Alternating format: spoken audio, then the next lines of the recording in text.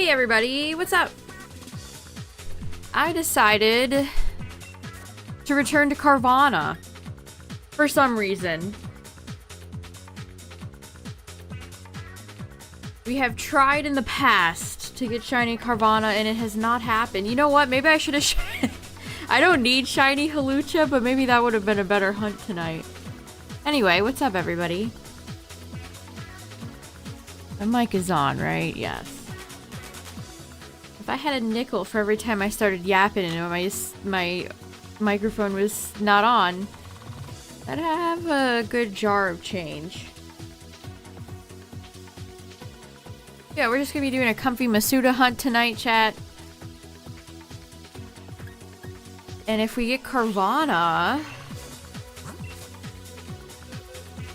I don't know. Maybe we could try another Gen 3 Pokemon like Aron or something. Aaron.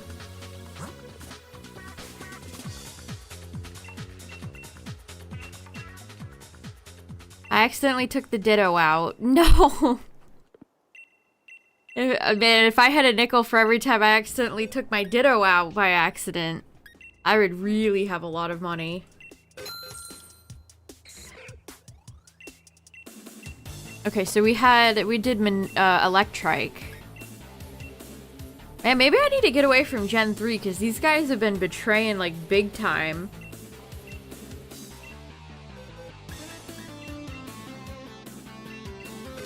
Yeah, we have an announcement for a little trailer in 2 days featuring Halucha and Machamp.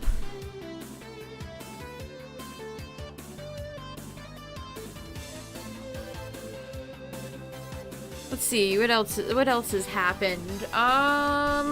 The Pokemon Center released a bunch of Halloween stuff today. Most of it's kind of boring, but it's there. We still don't have the Japanese Pokemon Center Halloween promo out yet.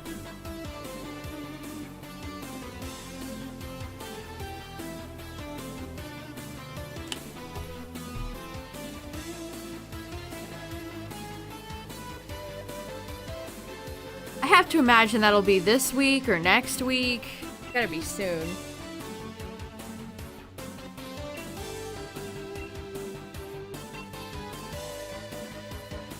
What's up, everybody? How's it going? We just got started. We haven't even hatched any eggs yet. Thoughts on us getting another trailer? I'm happy. I am glad. I am glad.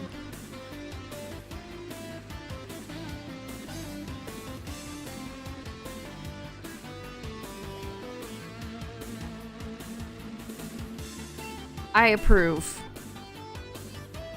This is exactly what I was kind of looking for from them, so hopefully we will continue to get more unique Mega Evolution reveals all the way up until the game. I really liked Mega Victory Bells. So I hope the Halucha versus Machamp match... I wonder how they're even gonna frame it. Is it... They posted the poster for it. How's it gonna be animated, I wonder? I didn't mean to take Manectric's Everstone, but I guess I did. Manectric, you can hang out with my Pikas.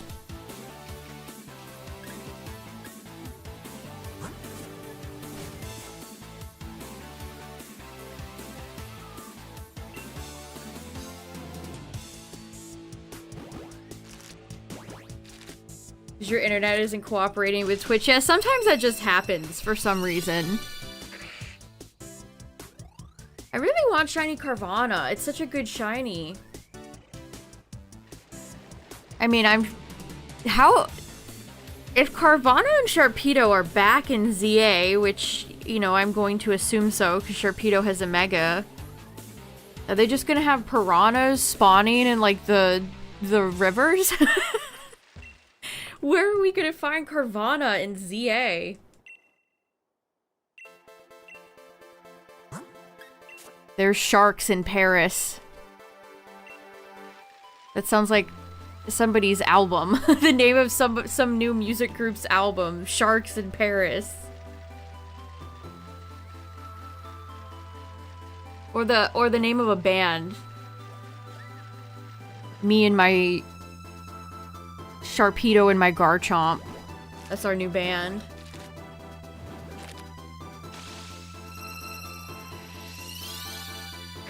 I mean, I already think it's kind of weird that Gyarados is just hanging out in, like, the canals. Gyarados is always spawning in strange, weird places.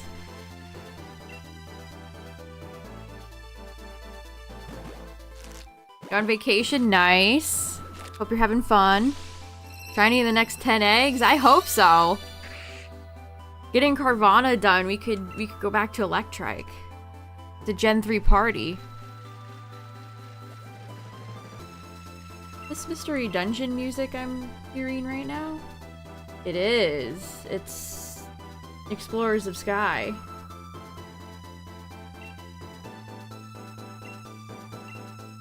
I'm so sad Mystery Dungeon is kind of like dead right now.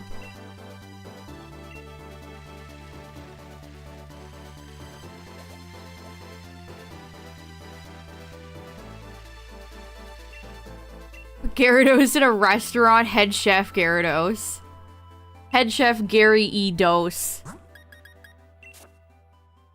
You heard of Ratatouille, a rat in a restaurant. Now get ready for...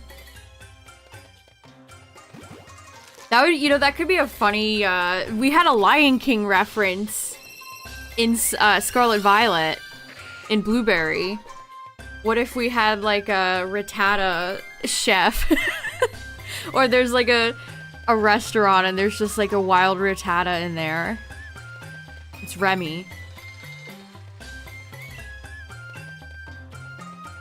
I still think about the, I still think about the Lion King reference in Blueberry. Like, that was kind of so blatant. They literally had Pride Rock in there. That's crazy. What's up, Gerald?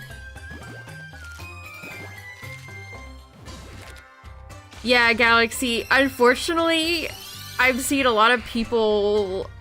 I've seen a few people say that too. It's like, oh no. It's like all the people that think Arbok's getting a Mega Evolution. I also saw somebody say that they think because it's a Gen 1 Pokemon that it wouldn't surprise them even with a Gigantamax if they gave Machamp a Mega. Which I wish. Like, I do really like Machamp. And G-Max Machamp is a mistake. And we could have fixed it, but...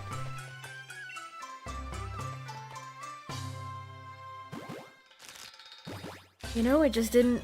It's just, you probably want to bet on the other one. Hey, at least it's a Kalos Pokemon. At least it's a Kalos Pokemon. Hawlucha. Diancie, move over, Diancie.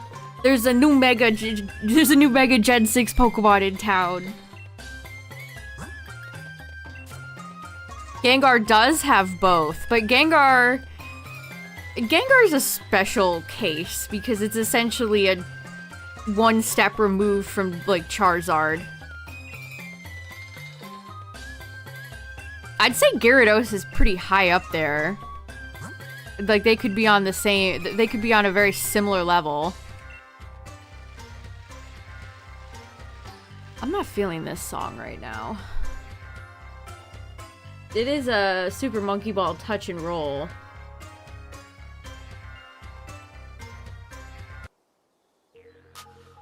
Yeah, let's listen to Storm right now.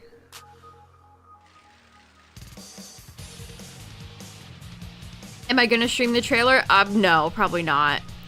But I'll be live that night and we can talk about it, of course.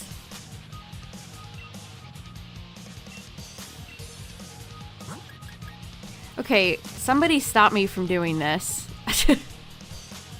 How many eggs have I accidentally just collected and sent to the box? Am I in the right box? Okay. What's up, everybody? How's it going? We just started hatching more feesh. And we're talking about the announcement. I think it's what, the 28th? It's Thursday. So we'll talk about it on Thursday. I'm excited. I hope it's a good trailer, chat. I hope it is.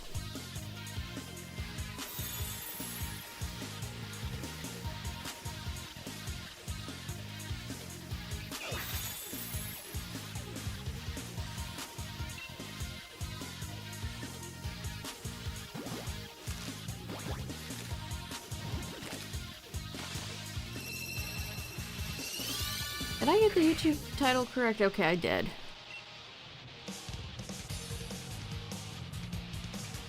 Have I ever chain fished? Yes, I have. My first ever chain fish shiny was my boy Relicanth.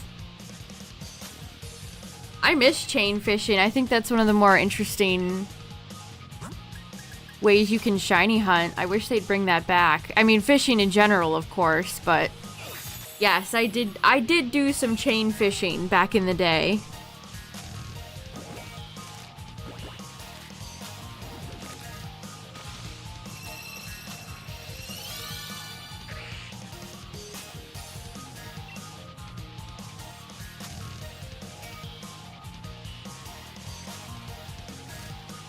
No, why is everybody in chat in pain?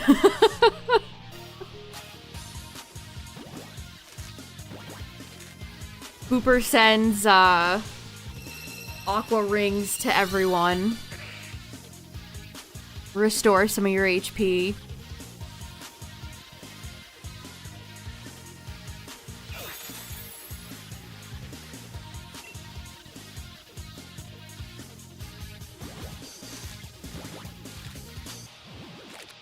Wouldn't bait. Yeah, imagine baiting people into thinking a Pokemon's gonna get a Mega when it's not. Imagine doing that. You did a huge hike today. Was it, like up a mountain type of hike? Those are always really tough.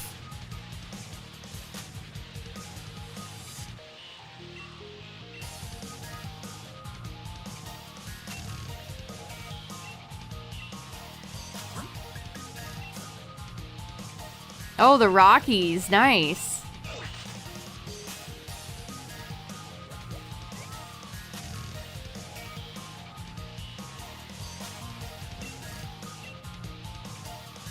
Luch is one of my favorite Kalos Pokemon, chat. I used one in my playthrough of X. I'm excited. Pikas.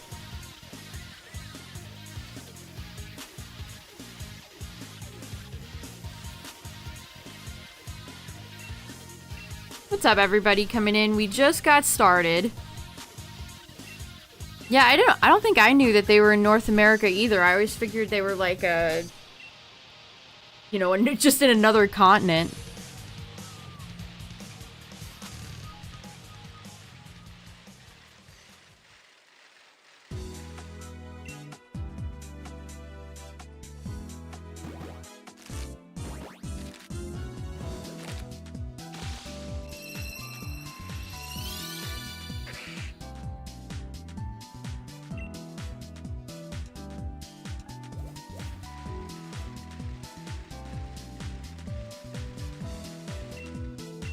If only one of them gets a new Mega or both. Definitely don't expect both of them to get a Mega.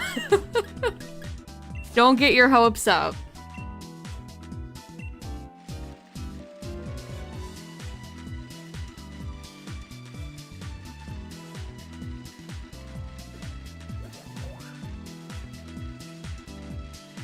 My Halucha's name in my original X playthrough, I named him Sokka. I don't know, he just kind of reminded me of Sokka from Avatar: The Last Airbender.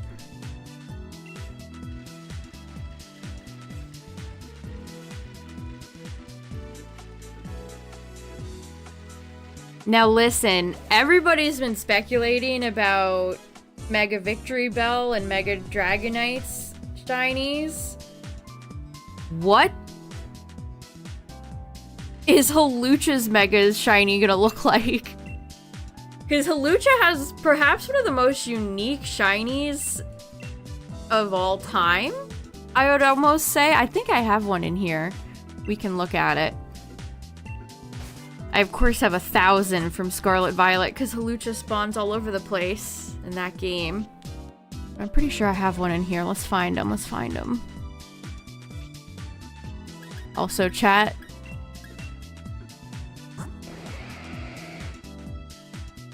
They announced a Tyrantrum model kit figure. We're so back. And Aerodactyl.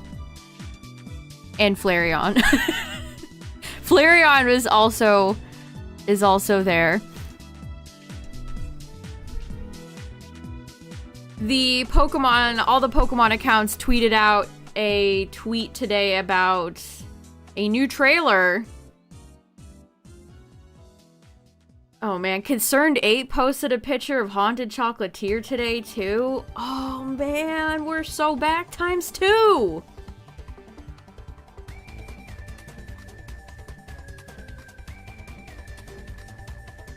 But there it is if you haven't seen it. It's just a still image, it's just a poster.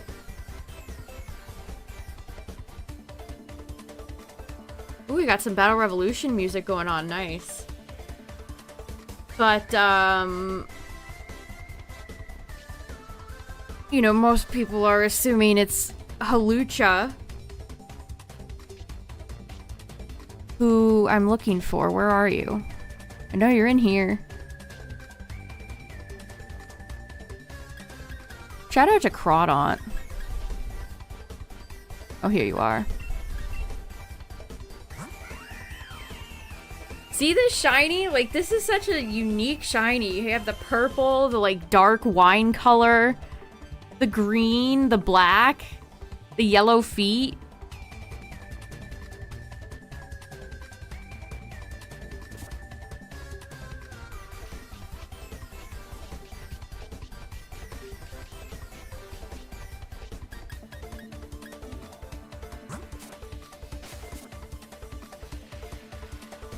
Hawlucha is just such a cool Pokemon.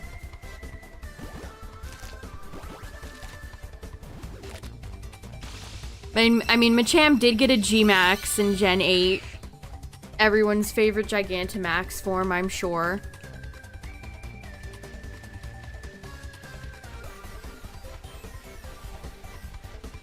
And there are Pokemon that have both Megas and Gigantamaxes. This is true. And Machamp is a Gen 1 Pokemon, and we all know how they like to favor Gen 1.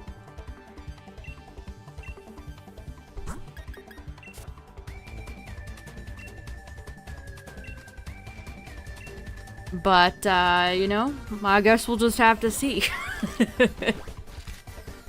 I guess we'll just have to see. I wonder how high the budget... Again, like, what kind of animation are they going to use for it? Is it going to take place in, like, a ring or something? Just the streets of Kalos? Of Lumios? Also, we need to talk about the new anime character that they're introducing for the flashbacks. So for Horizons, the way they're going to cover ZA is they're going to have Roy... You get to see what Roy was up to and how he got his Mega Lucario. And they introduced... They're introducing a new character. And, I mean, he legitimately could be related to Mustard. You wanna know what his name is, chat? Oh yeah, Secluded Springs comes out soon, too, the pocket set. I'm trying to find a picture of him. He's a very interesting looking character. Trying to find a picture of him.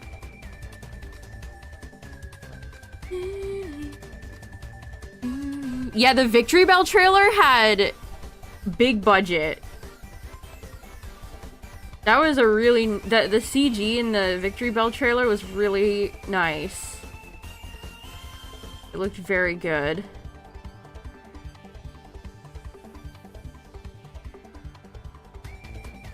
Yes, Galaxy. His name is Mayonnaise. Mustard and mayonnaise. Are we gonna get through all the condiments? Okay, I found him. He looks like he could be related to mustard, like legitimately. This is what he looks like. His name is Master Mayonnaise. I'm not joking. What are those Manaphy eggs? What's behind him? Quaquaval? Peacock feathers? Tartar sauce. Ah, tartar sauce. I mean, he looks like mustard. I think they might actually be related. What a character design, wow. If you ever questioned if this show was for children.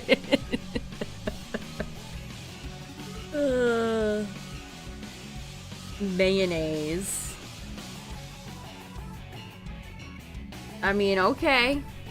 Oh, he's the key, chat. He's the key to Mega Evolution. Yeah, this is Chemical Plant Modern from Sonic Generations. I always have to have a playlist on because this route music bores me to tears. Is mayonnaise an instrument? Yeah, Coma-O plates? Like, what's going on with this guy? He has kind of, oh, God, I should remember his name. The Kalos Elite Four you beat in like 2 seconds flat, so I can never remember their names, except for Drasna. Wilkstorm. He kind of reminds me of...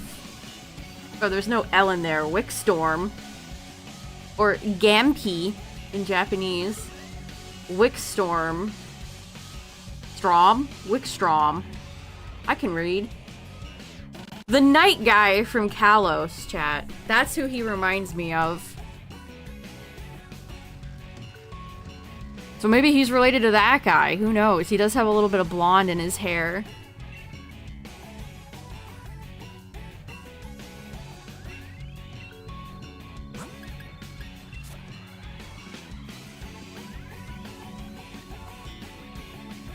He's probably my least favorite of the Kalos Elite Four, actually.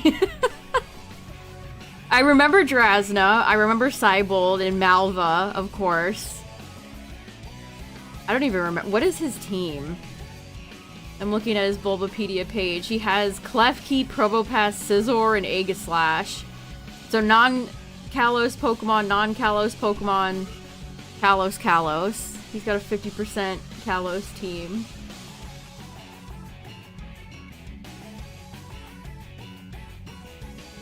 Wow, his team just like never changes. What's up, Silver?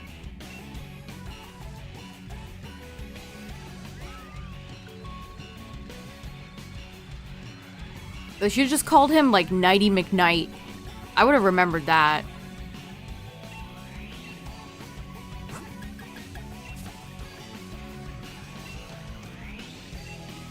Also, speaking of Drasna's art, you know, when she came out in X and Y, her eyes are closed.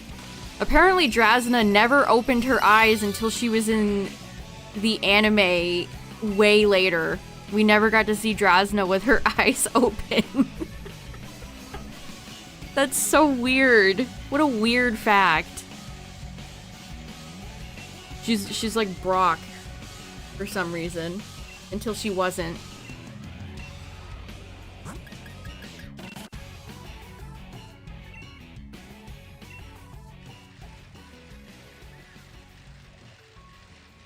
Honestly, when I think about the Elite Four from Kalos, you know what I think about? I think about the Smash stage. Oh, we got Chow music.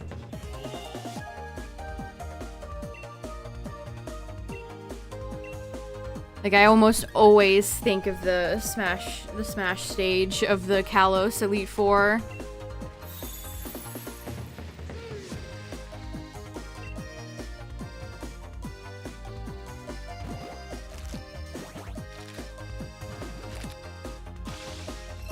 Yeah, this guy showed up. I don't even think these guys were in, like, the X and Y anime. They showed up during, Journeys. Yeah, he was in Pokemon Journeys. He shed tears at witnessing Sirfetch's chivalrous performance. Apparently. Okay. Sure, why not?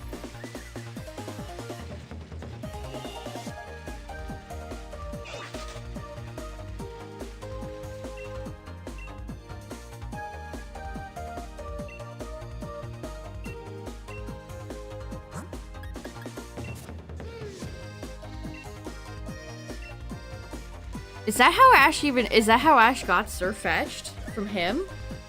It all makes sense now. Or he was involved, at least.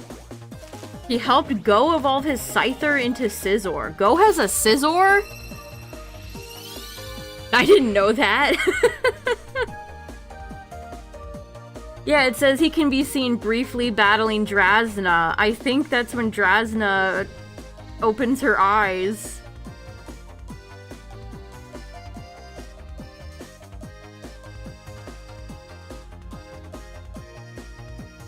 They gave her a Mega Altaria. I'm like reading these people's Bulbapedia pages now.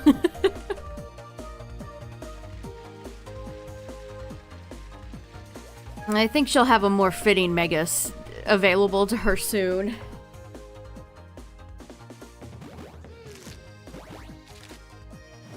I feel like even Sceptile would have made more sense. Where's Winona? A camera clipping glitch occurs when the player uses Aura Sphere against some of Drasna's Pokemon.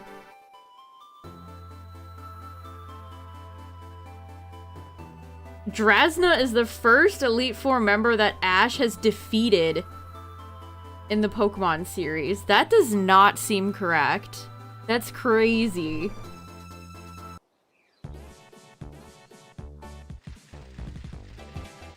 There's I think I talked about this last time I was live, but there's a thread on Twitter that's like, share your most obscure Pokemon fact.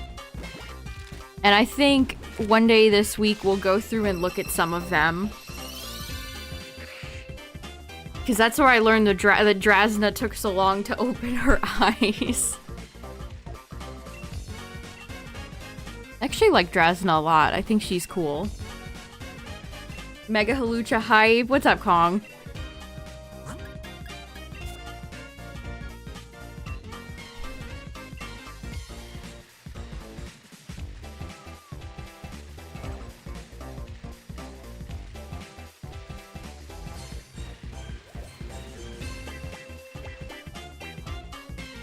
Diancie better move over.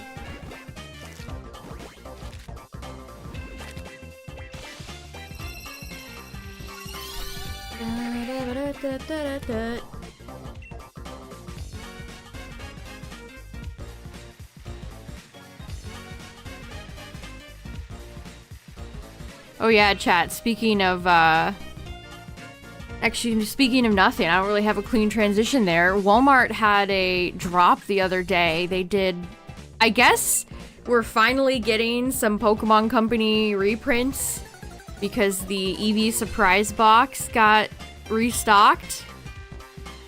And I don't know how these people have the information to this, but apparently it was over 175,000 boxes were in stock.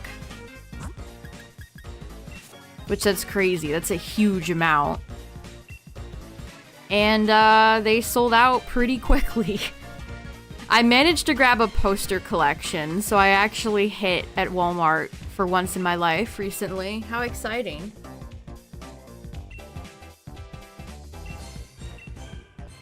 I could have gotten a surprise box, but it's something I've already opened. And I don't like prismatic evolutions very much, so... And it was kind of overpriced. It's definitely not as cheap as the first one I bought that I think I got from Target.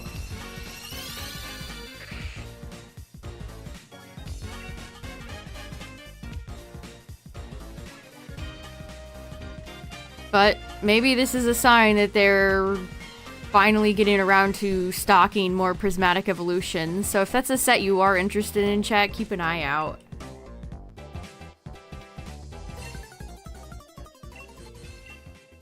I need them to reprint Destined Rivals.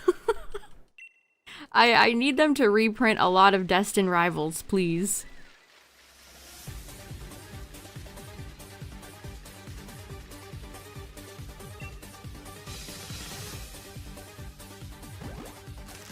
This is definitely this game's best song, by the way. And I don't think it's even close. This was such a good song.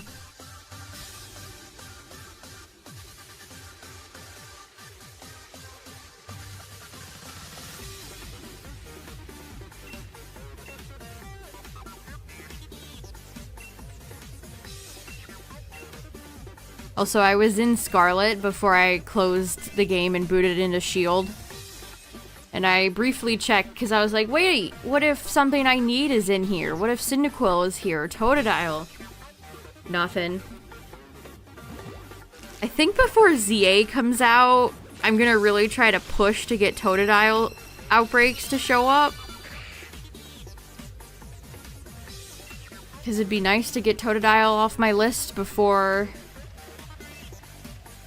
ZA comes out. But we'll see. Scarlet has fought me every day to not give me a Totodile outbreak.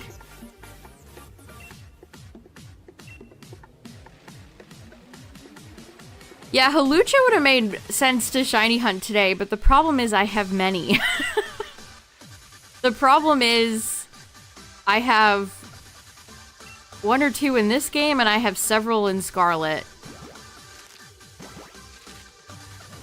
What a problem to have. I have too many relevant shinies.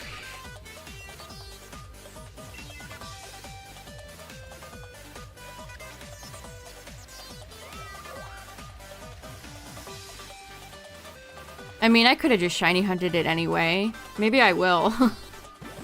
Maybe that's a more thematically appropriate shiny hunt.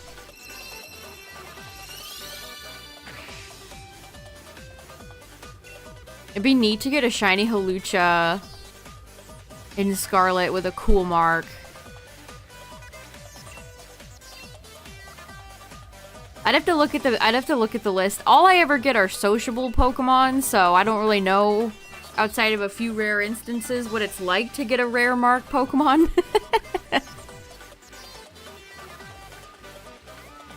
So I'd have to look at the list to see which one would be most appropriate for Hawlucha.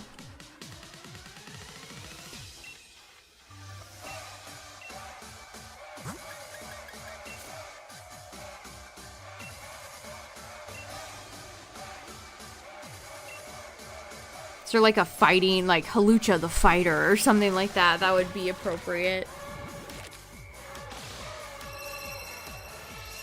I wonder if they're gonna have a vocal element to the gym leader theme. Because they've done that for Gen 8.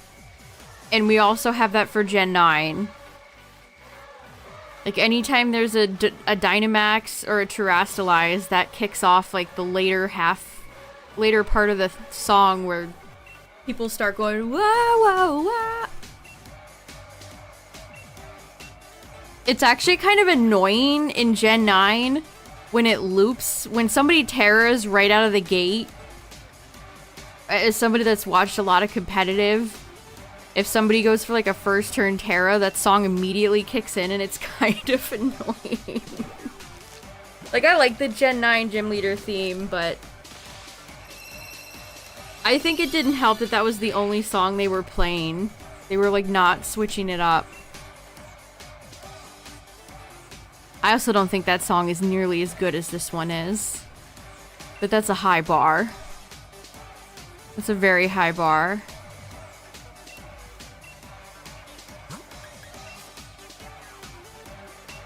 Alright, I think we've hatched about a box. So 30. No shiny Carvanha yet. Carvanha.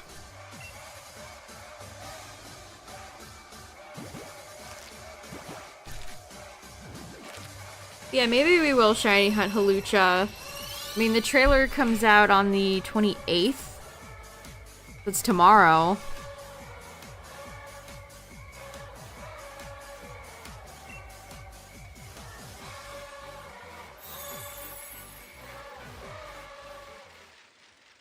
I could shiny hunt it in a few different games, honestly. Hey, the 65 stream streak. Nice. Eiffel 65.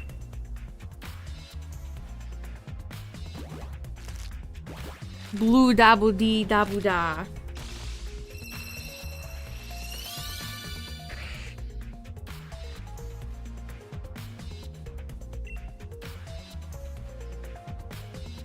I feel like I say this every time I hatch eggs in this game, but I really do like the yellow hatch screen. It's weirdly serene. I find it just serene. It's nice.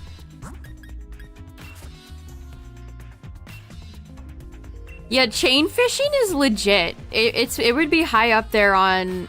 Out of all the ways you could shiny hunt Pokemon, all the methods that you could use, I think chain fishing would be high up on my list.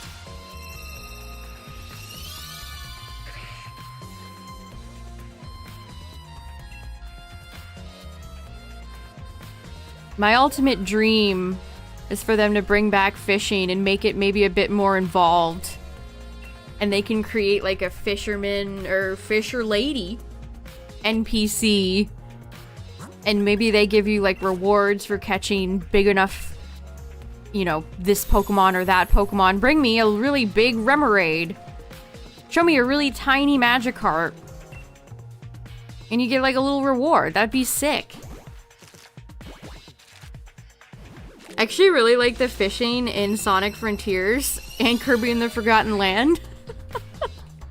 The fishing in those games was weirdly fun. Uh-oh, roadkill.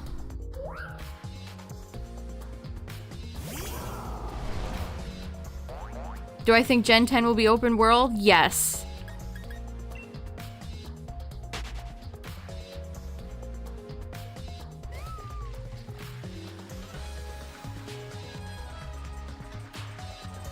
Now, have they learned from the debacles of Scarlet and Violet's open world?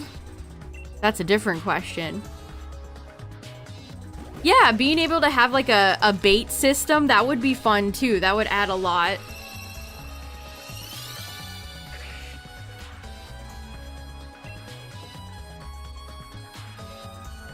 That's also something I want to say that they featured on the anime. Like I want to say I remember Ash and Misty fishing. And Misty had her own, like, special Misty fishing pole that she used. So clearly the anime writers have thought about such a thing. That'd be a fun way to actually have a Misty cameo. Maybe she's involved. Somehow, some way.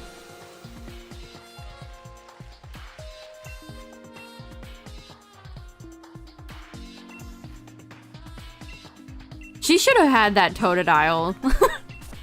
She should have had the Totodile. Honestly, that should have been hers.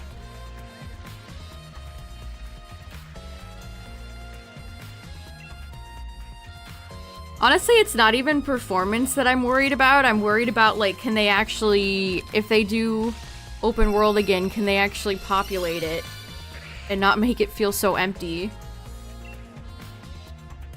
I think that's the biggest challenge any open world game faces. You actually have to put stuff in it to make it interesting.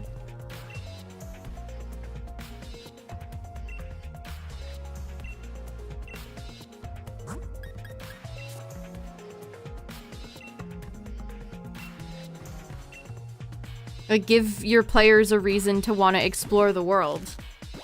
Otherwise, why even have an open world game? Other than it's what everybody else is doing, which seems to be why a lot of open world games are open world, because everybody else is doing it. Breath of the Wild did it, and look at that.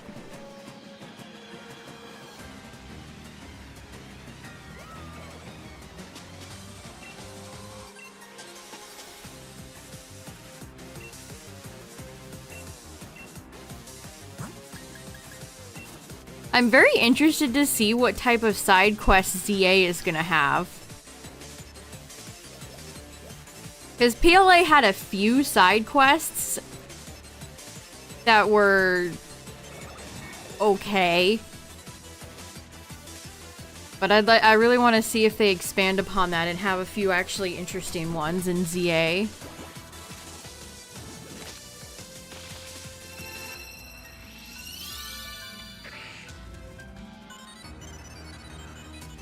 Oh, we got Archie and Maxie's theme, but the Ultra Sun, Ultra Moon version.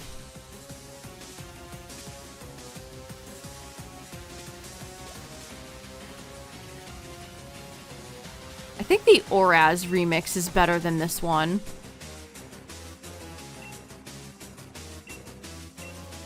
Yeah, the Spirit, I was about to say, like, people probably think of the Spiritomb quest the most. But there's a few little side quests you could have done for villagers in the town in PLA.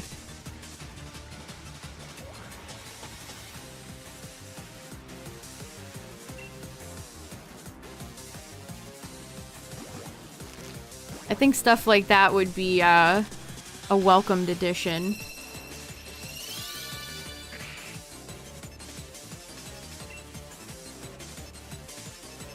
Who's the biggest weasel?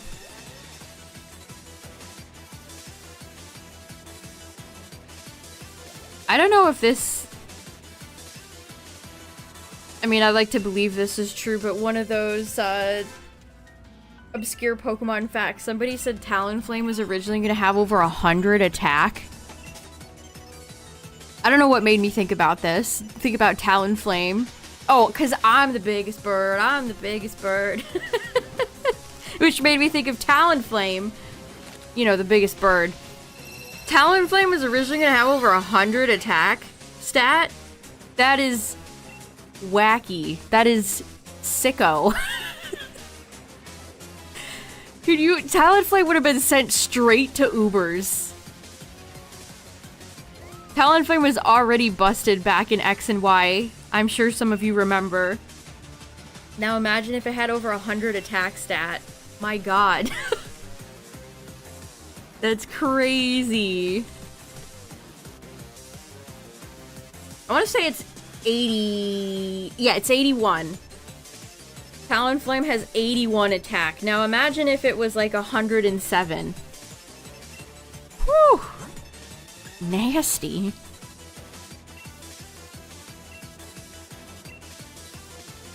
It's kind of funny how many broken Pokemon came out of X and Y. Things like Mega Kangaskhan, Talonflame, Gale Wings.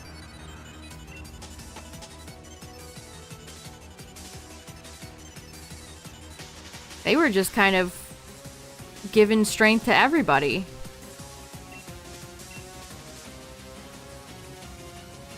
You know, except Pokemon that could have used it. They were gonna make Talonflame the king. Actually, I really like Talonflame. Talonflame might be one of my favorite regional birds.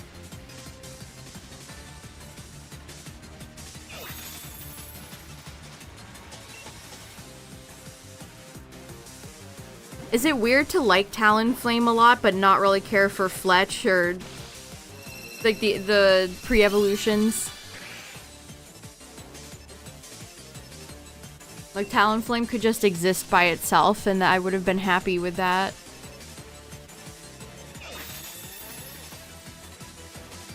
Or you just could have kept Fletchling. Had it like a Hoot Hoot Noctowl situation.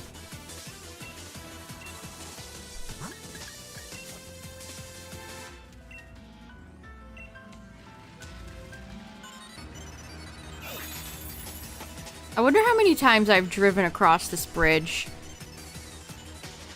Probably a disgusting amount that I don't actually want to know. YouTube Shuffle playlist is so bad, and I don't know why.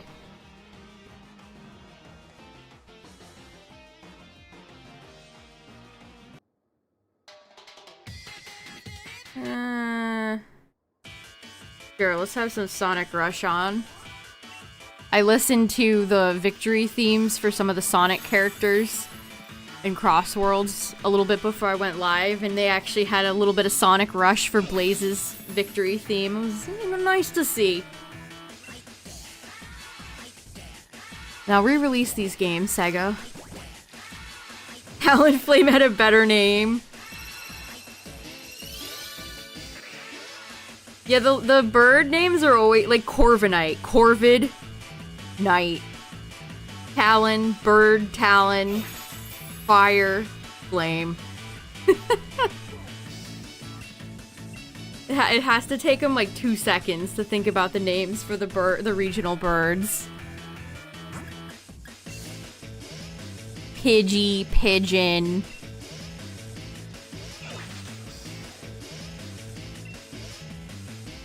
The dove. They all do that. Hoot, hoot, hoot. I mean, hoot hoot's kind of a classic, actually. Hoot and hoot. Yeah, toucan, cannon. 2 cannon. 2 cannons for the price of 1. You know, I'd actually like to see Toucanon get a Mega Evolution. I feel like Toucanon gets... People really like Talonflame. Corviknight was very popular. But Toucanon kind of got swept under the rug. Bring him back.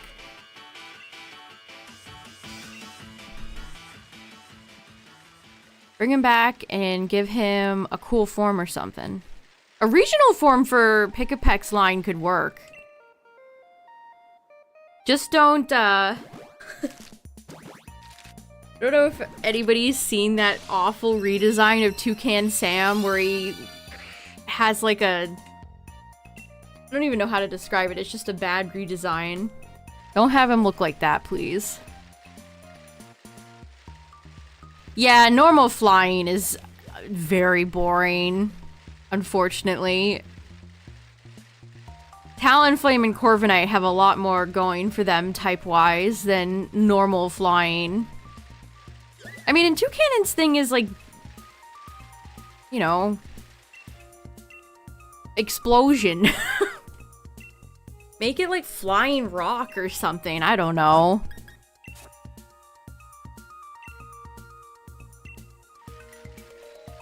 I mean, fire, I guess, was just previously taken. I think flying fire could have worked, but... I mean, that hasn't stopped them before with repeating types. You know, hence, how many gens did we get firefighting in a row, you know? We could have had 2 fire normal... No normal. We could have had 2 fire normal... Not normal. Why do I keep saying normal? Game Freak's normal flyings are haunting me right now. Flying fire! There we go.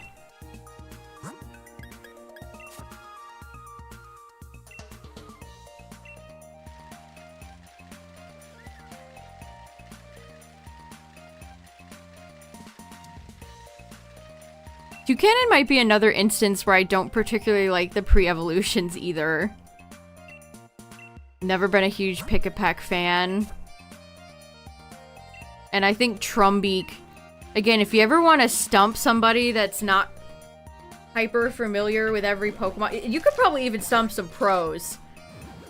Ask them what Trumbeak's name is. Show them Trumbeak and be like, who is this?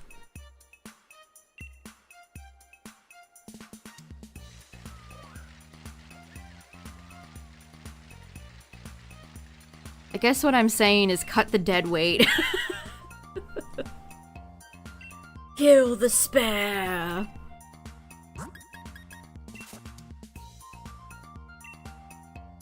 I don't know, are we never gonna get like a cool woodpecker now? We had one, but then it evolved into a toucanon. A toucan. Toucanon.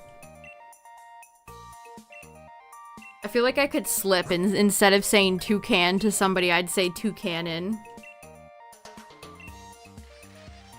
Sometimes I've said ammonite instead of ammonite. That has happened to me. Oops. Honest mistake.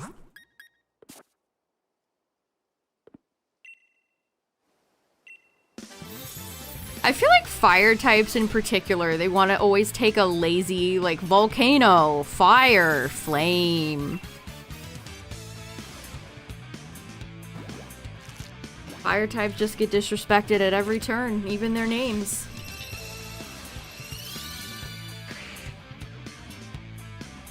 Even their names.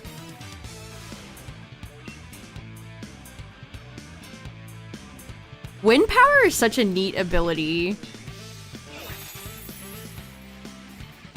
I hope Gen 10 gives us some abilities like that.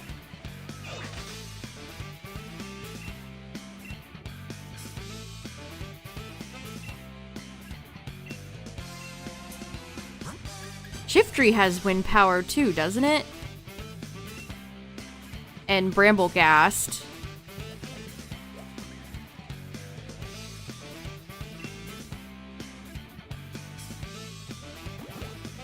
Or am I thinking of something else right now? I don't even know. Shiftry. Let me look up my friend Shiftry. What do you have, Shiftry? Oh yeah, you have Wind Rider. Wind Rider. Which is also shared by Bramblin and Bramblegast. Okay. We're just winding all over the place. Yes, Wind Rider.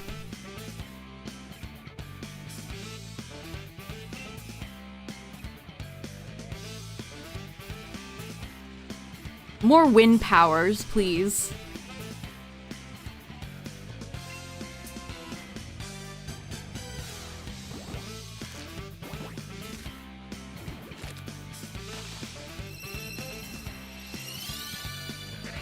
More shiny Carvanha, please, game.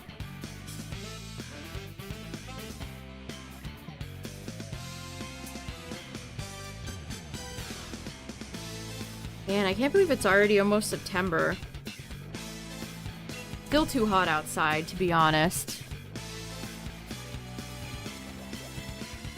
What's up, everybody? Coming in, we have not obtained a shiny feesh yet. I'm looking, though. I'm hatching the eggs.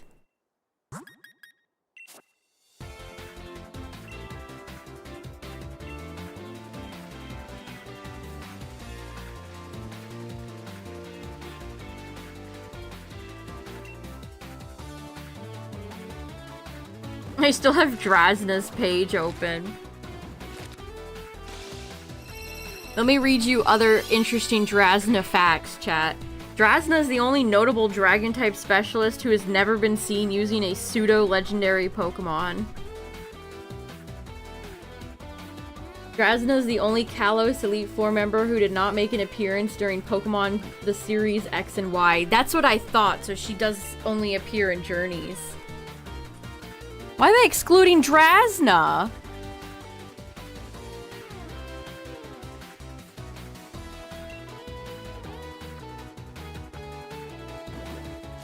Yeah, that was all the fun Drasna facts, chat. 3 of them. She was the first Elite Four member defeated by Ash in Pokemon the series. She doesn't have a pseudo, and she didn't show up in the X and Y anime.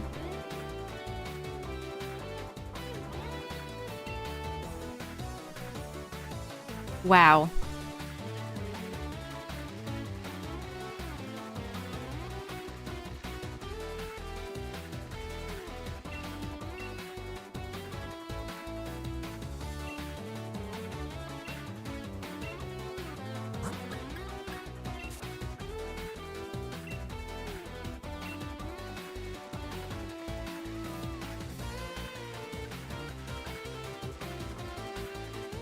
I mean, I probably would still, as far as like older Elite Four members, Agatha's probably still my fave, but Drasna would be right behind her. Bertha's just too much like Agatha. She really needed to be a little bit different. I mean, I appreciate a ground trainer. But it really just feels like she's like the Pepsi Agatha to Agatha's Coke. Diet Agatha.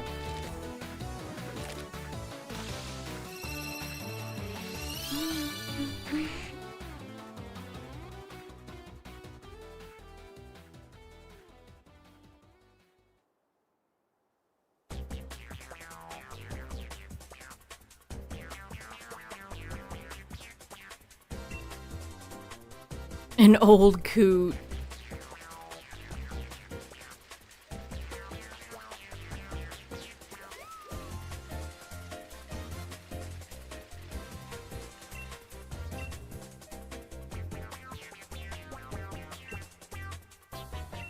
Will. Oh, Will's always been one of my faves. Speaking of Gen 2 chat, I tried for a 4-star Jasmine in Wonder Pick today, and I didn't get it. I was so sad. I love Jasmine.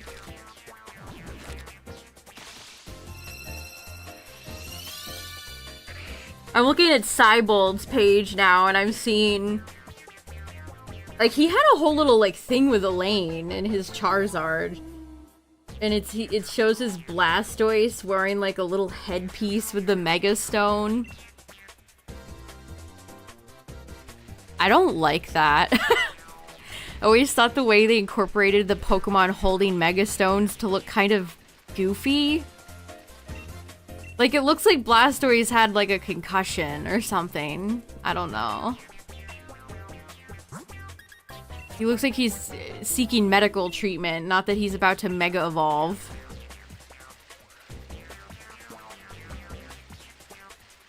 What's up, Strawberry? Got a full art in Wonder Pick an hour ago. I did get a Rainbow Shuckle the other day from Wonder Pick, so I can't complain too much.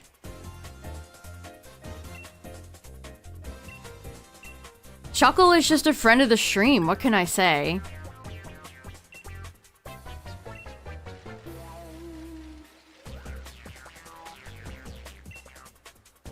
Shuckle always has my back.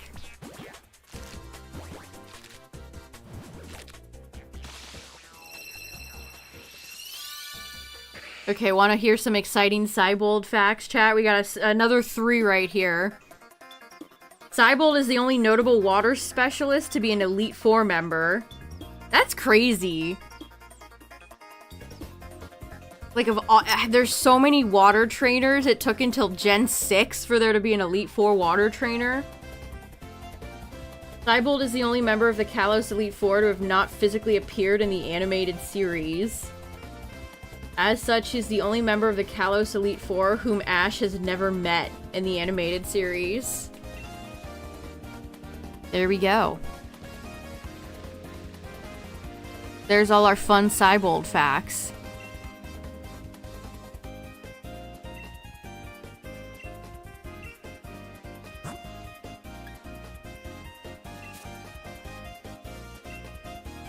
Yeah, Wallace is a champion. I don't think Wallace counts.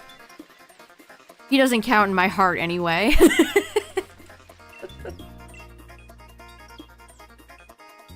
That's where Steven goes.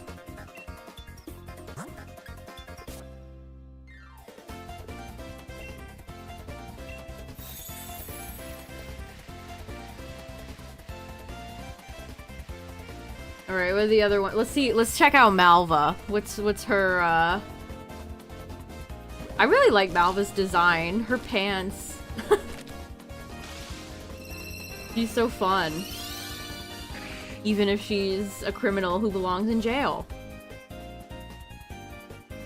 Okay, Malva has several fun facts. Yeah, how dare you stand where he stood. Malva is the only member of the Elite Four to be a member of a villainous team. You should totally have more of them. Give me more evil gym leaders and Elite Four members in Gen 10. That'd be amazing. Member of a Kalos Elite Four to not use a Pokemon capable of Mega Evolution in the games. However, in the animated series, she is shown to have Houndoom, which can Mega Evolve. Trainer to battle with the Elite Four theme in all her battles, including outside both the Pokemon League and the Battle Chateau. If they brought back the Pokemon World Tournament, ooh. I didn't either. Well, actually, I think I dabbled a little bit. I definitely didn't get all the way through it, though. Okay, let's see. Anything else in here? Malva's the only Elite Four member in the animated series to have lost on screen against a trainer that is neither an Elite Four member or a champion.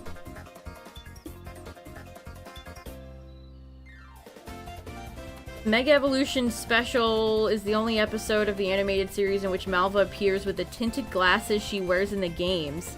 In all other episodes, she wears colorless lenses instead.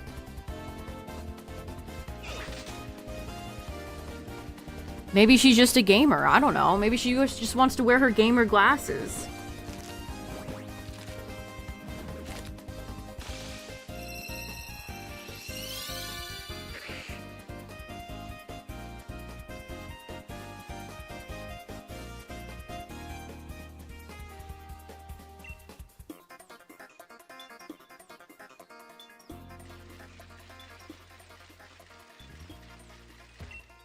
Yeah, that's definitely something I wish I had explored more in Black and White, too.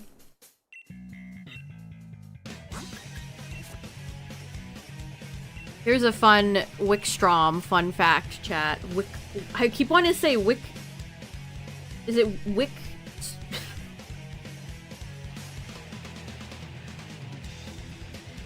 Professor Wick. What's the name of the now I'm just thinking of the woman in the Aether Foundation in Gen 7.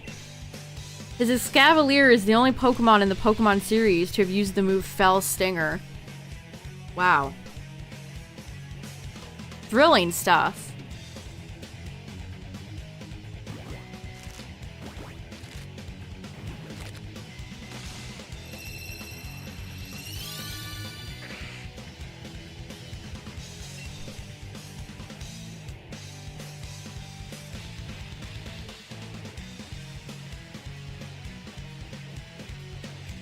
Does Diantha have any fun facts? Let's see.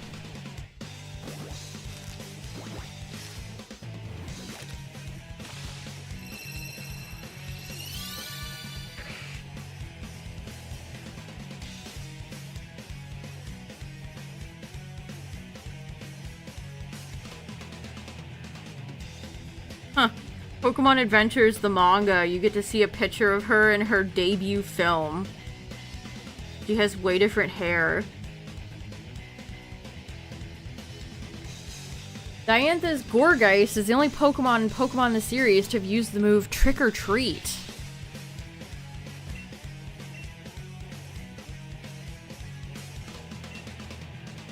She's based on Audrey Hepburn. Her debut episode features Diantha in a film titled My Sweet Lady, an homage to Hepburn's film My Fair Lady.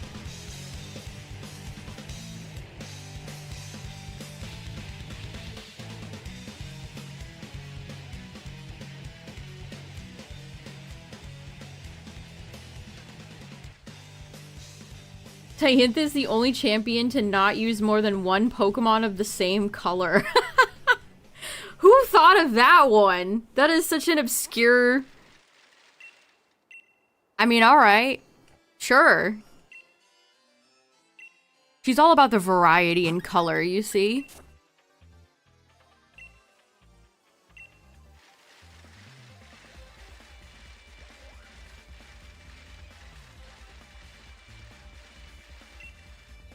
What is this song playing?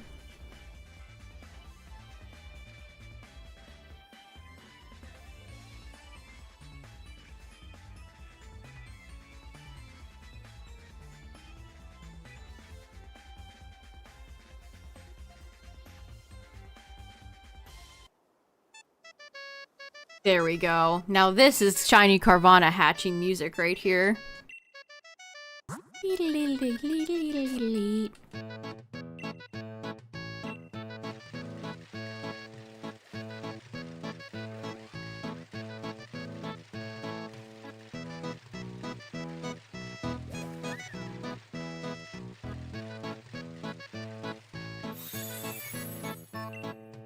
Kind of reminds me of a video I watched the other day, because I never actually played RuneScape. I did not know it existed when I was a kid, but I just really like this song. Like, this is such a charming little song.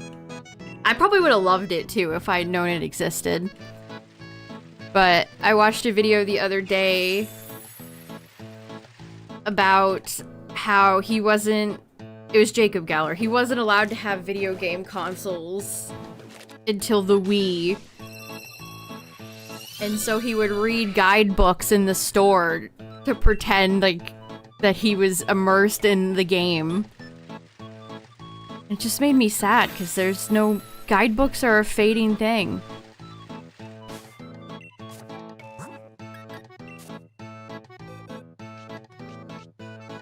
Any shinies? There have been none. We've hatched a little over 60.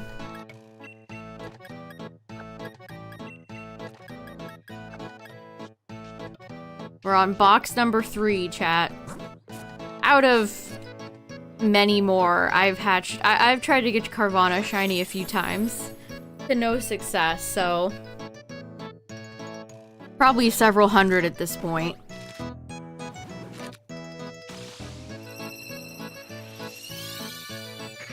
I don't know, it's just kind of interesting how you can engage with games and...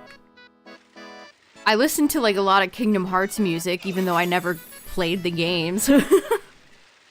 Growing up, I didn't have a PlayStation, so... But I would watch, the intros online and listen to the songs, even though I never played the games.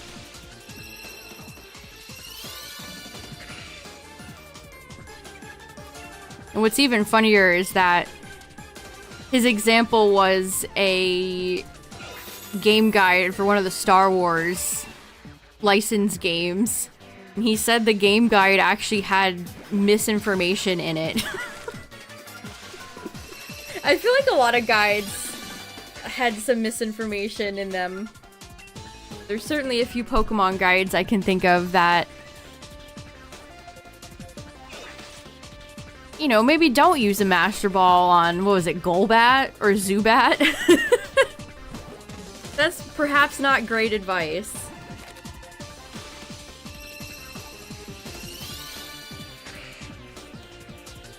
Yes, I saw so many Kingdom Hearts commercials back in the day. Probably the same ones.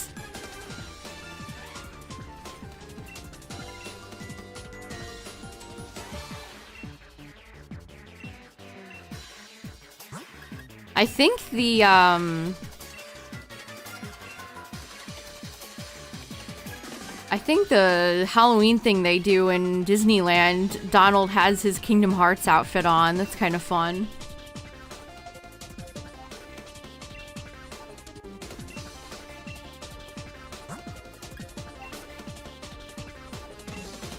Yeah, I've always just kind of casually watched Kingdom Hearts grow and evolve without ever really playing the games, but I'm interested to see what they...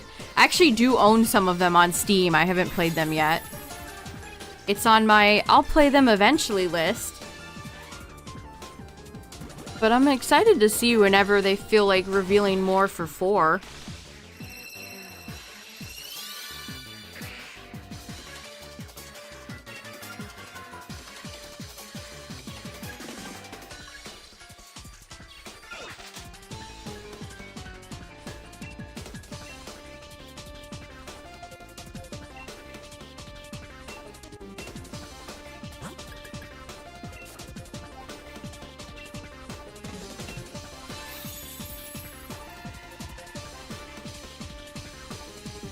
Oh, everybody remembers the Kingdom Hearts ads. Yeah, Disney probably marketed... They probably had a huge marketing budget for those games. I think I remember them in magazine ads too, back when gaming magazines weren't a relic of the past. I think I had a printout of like the front cover of 2 that I would always like to look at.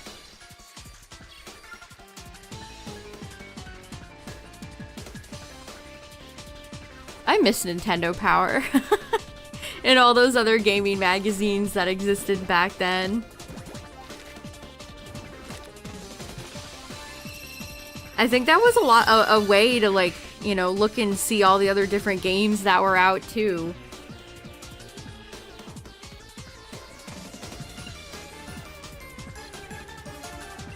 A lot of those magazines also had little guides in them, or like a page of like cheat codes and stuff back when, you know, games actually had where you could do passwords and cheat codes.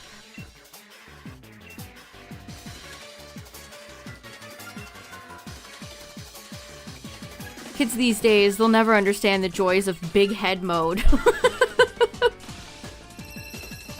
They'll never understand.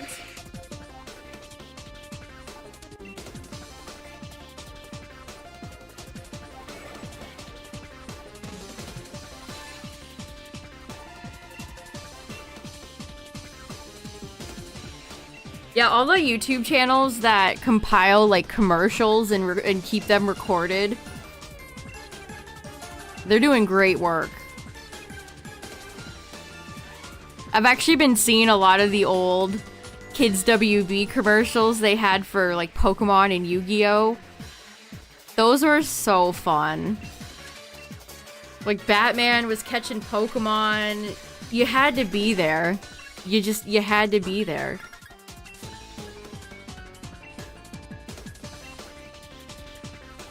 Yugi was ordering sandwiches.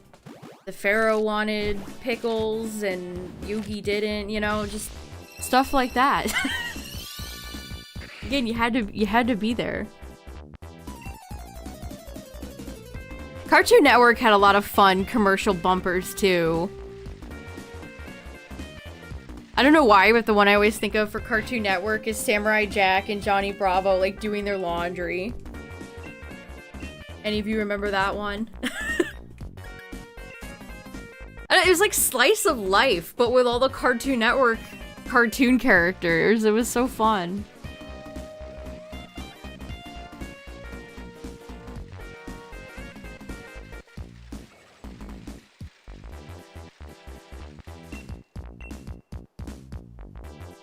Cartoon!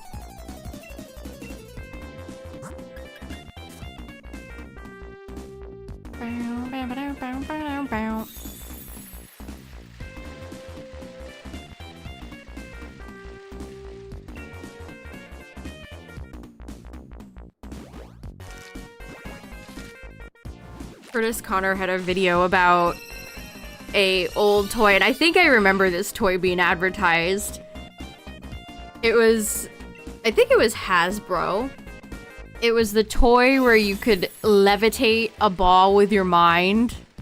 You'd have to like wear this headset and then your electromagnet waves from your thinking could levitate the foam ball. There were so many weird toys back then.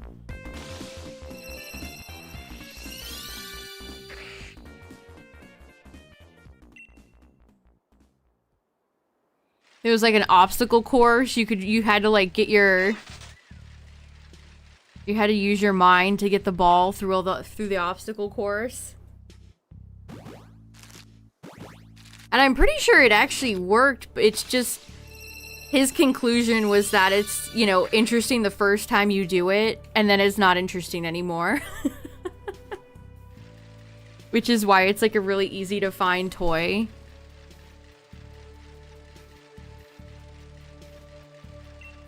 One of my favorite commercials as a kid was the Floam commercial. I always wanted Floam. They made it look so fun! You could like make a dinosaur and... you know, other stuff. But I always wanted Floam.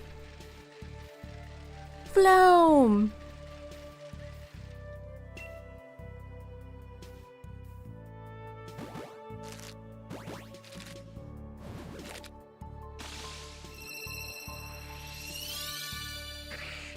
Oh, the rainbow marker thing? I know exactly what you're talking about.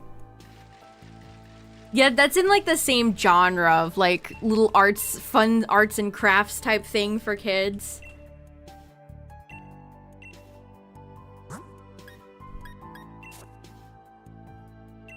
Yeah, super nostalgic ads. Kinetic Sand, yup, I remember Kinetic Sand commercials. And in those aforementioned magazines, they used to have a lot of ads for those toys too, where you'd like fill out the form and send it in. You still remember one of the phone numbers? That's really funny. Get your parents and call today. Where messages rates apply or something like that.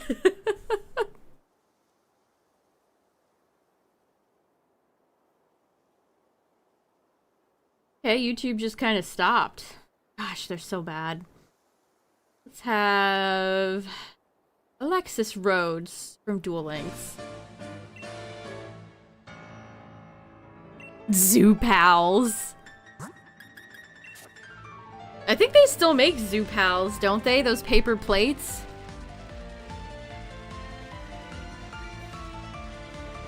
Yeah, Zoo Books. Those two.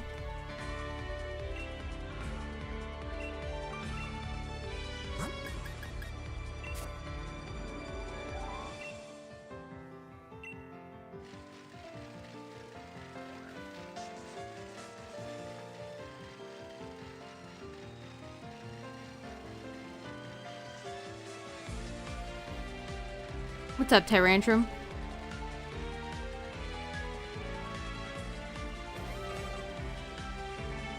I think one of the most iconic commercials that I remember is Sock'em Boppers. More fun than a pillow fight. From my hand, I summon. Yeah, Duel Links! I really liked Duel Links when it first came out, but it kind of just became really overwhelming. When there was like 7 or 8 different worlds. The power creep in Duel Links was insane, too.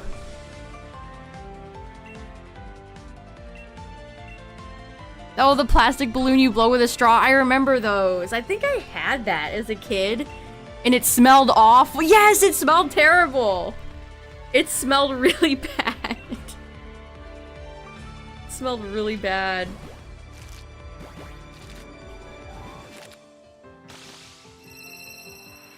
Ben 10 alien creation machine.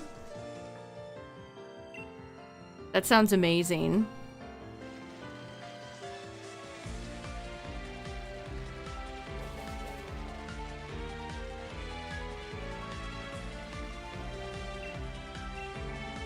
Does the original Omnitrix that they released go for money? Crossfire! It's funny, Alexis Rhodes has a monster named Ben 10. She and Benjamin Tennyson have so much in common.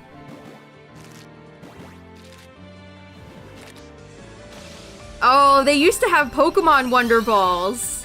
Did you ever get any of the Pokemon ones? They used to have them for Gen 2. Those were the best. They used to have ones for old Disney movies too, like Hercules and all those other classic Renaissance era Disney movies.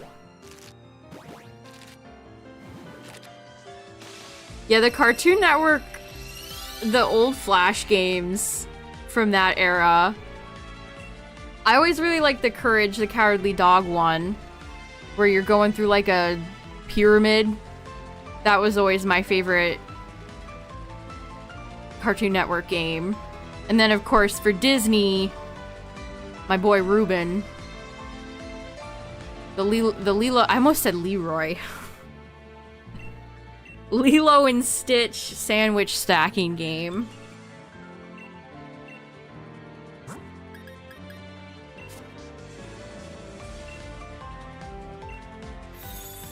Kids Next Door hamster game. I saw talk of Kids Next Door the other day of a potential, like, continuation. I always like Kids Next Door.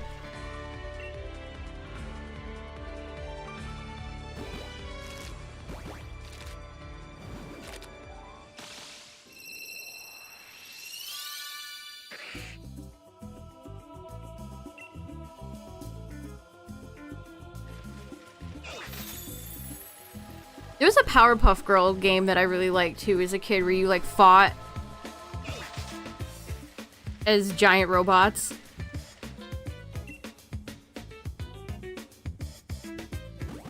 You were phasing out right when it ended. How could you continue it? I don't know.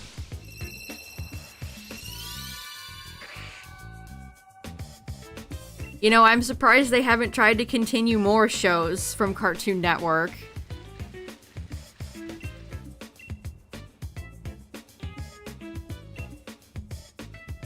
Yeah, all the Foster's era games. That's one show in particular I'm surprised they haven't tried to have another crack at. Foster's Home for Imaginary Friends. Yeah, what the world needs is a gritty live-action reboot of the Powerpuff Girls from the CW. That's definitely what we need. Why was the Powerpuff Girls like the only franchise they were doing anything with?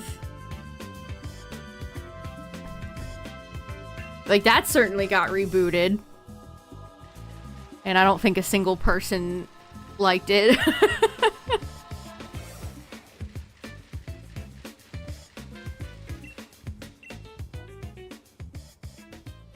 Yeah, the Cartoon Network live-action phase. See, I think that's when I was not really watching anymore. I think as soon as they started doing a lot of the live-action stuff, I was not interested in tuning in anymore. Cow and Chicken. Wasn't there a Ben 10 episode that had a cameo by Cow and Chicken and they brought back the original voice actors? Or did I dream that up?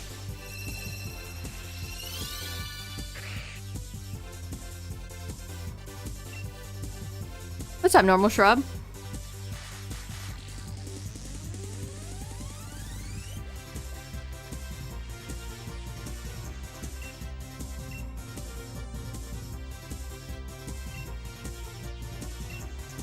Yeah, I'm pretty sure that was the most recent iteration of Ben 10.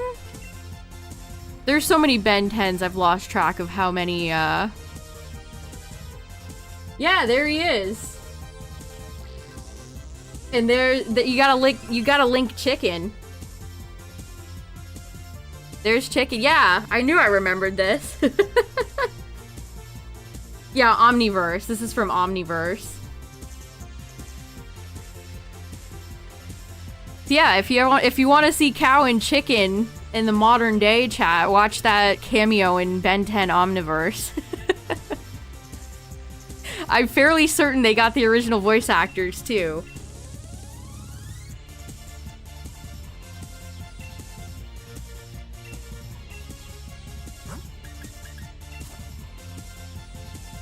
There were Naruto characters that made a cameo in Ben 10? Now that I don't know about. Ben 10 teams up with Sasuke.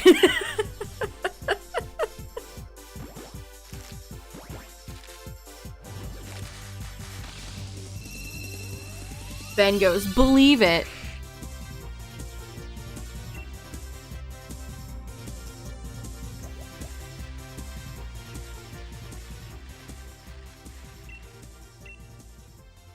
Rebel Taxi did a video about Ben 10 like a few weeks ago that I watched. It's a really interesting story on how it started and that it wasn't really like the creators had thought of this and were trying to make it happen for years. They just asked these comic writers to make a show for kids, and they did.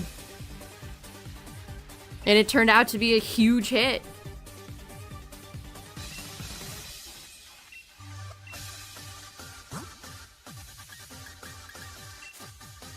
Oh, OG Ben 10. Interesting.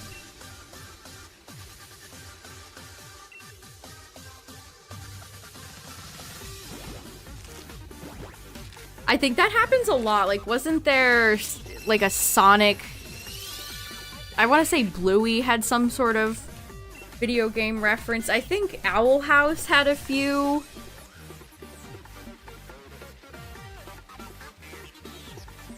The creators love sneaking in little Easter eggs in all these shows.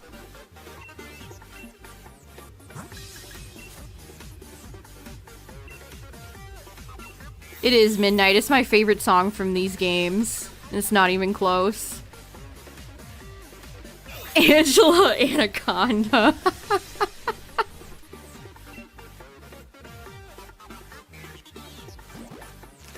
It's Angelamon.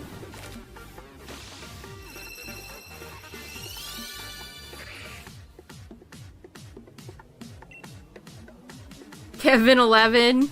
I always like Kevin.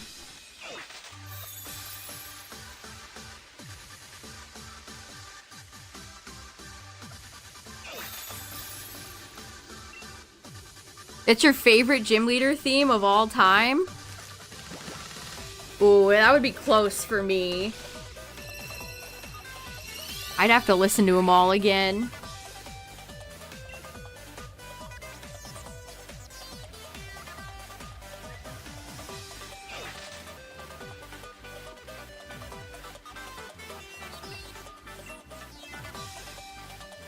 Digimon the movie. That's where Angelamon was. I never watched Angela Anaconda, but I did see all the stuff they did with her before the Digimon movie, so that's where I know her from. It's Angelamon. Make her a real Digimon, Bandai. You cowards.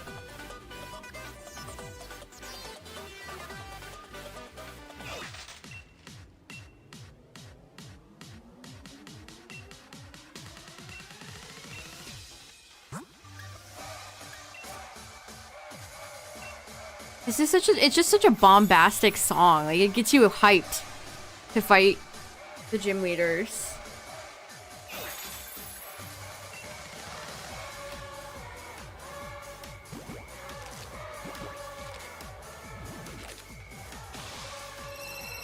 I don't know if it's like a whistle, but who's ever like playing that instrument whistle, it rules. Peak football.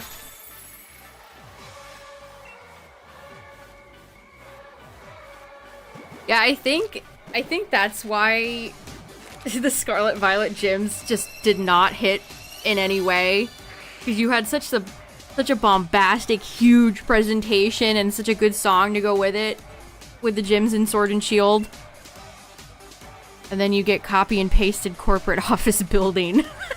Scarlet Violet. Just not the same. It's just not the same.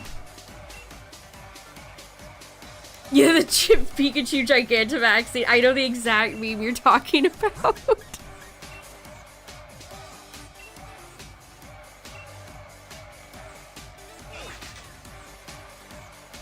Yeah, I mean, we can just drive right on over here. All these people have to hear this. They're right next to the gym. Like, you can't miss this building. The gyms are so huge. Man, I really wish you could actually, like, explore these damn towns.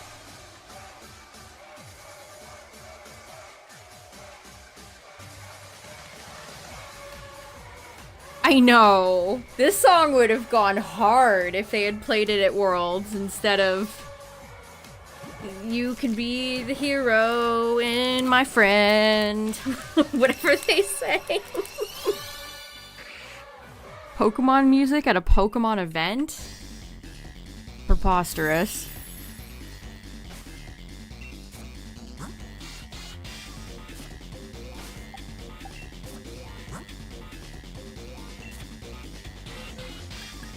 Yeah, you just know that they spent millions of Poke dollars to design the gyms in this region. You think the concert segment was awkward?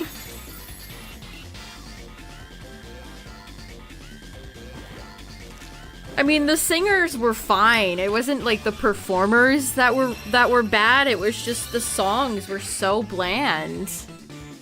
I don't understand why they're so scared of playing Pokemon music at Pokemon events. It's like they're afraid of the brand, or like they don't want to, I don't know, be associated with it. It's very weird.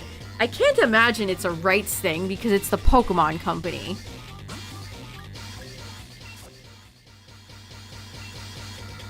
And Pokemon music, knock on wood, has never been really bad for copyright situations. I mean, there have been some.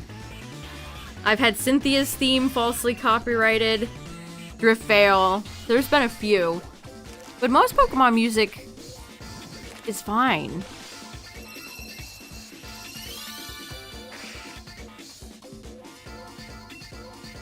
I don't know, like, play music from the franchise.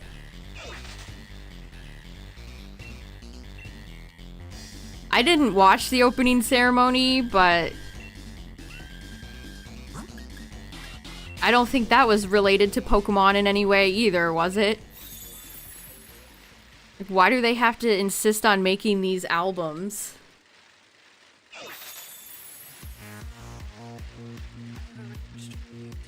Yeah, I can only imagine a lot of Resident Sleepers were being posted.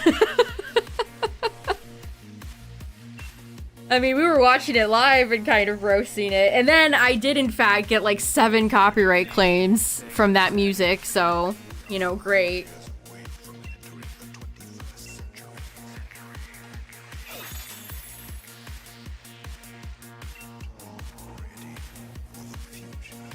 Which my solution to that is always to just cut it out.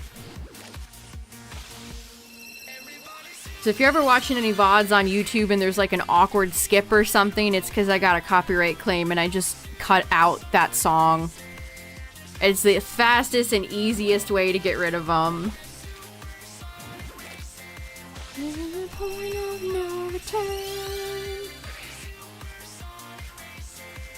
Yeah, they could remix Pokemon music into these songs too. But they don't. Remember the Post Malone song? It had like a tiny little bit of Pokemon music in it. That's all we've ever gotten.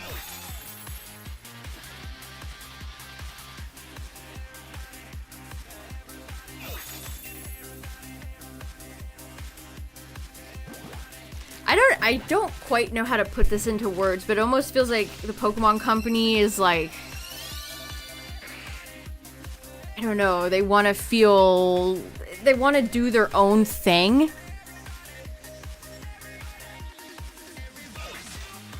It's just strange. I don't know.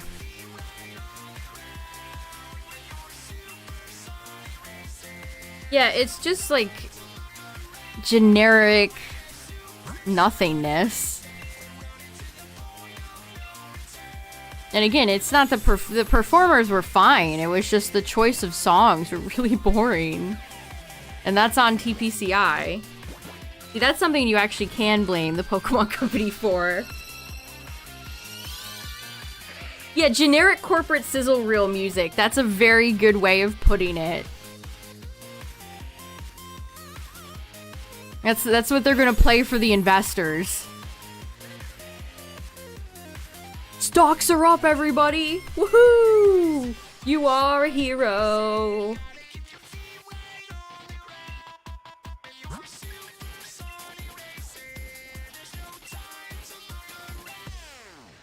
And that anniversary album that they released, which are they gonna do another one next year? Are we in for another Pokemon album next year that's like a few celebrities and then a lot of people I've never heard of? And it's just vaguely... It's like Katy Perry saying, it's electric! Yeah, get it? Because Pikachu's an electric type. Wow.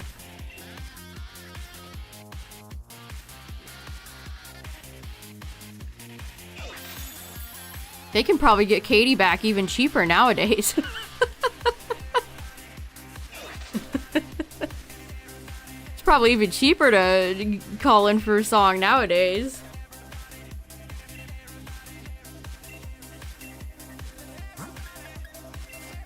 I don't know, would they bring Posty back?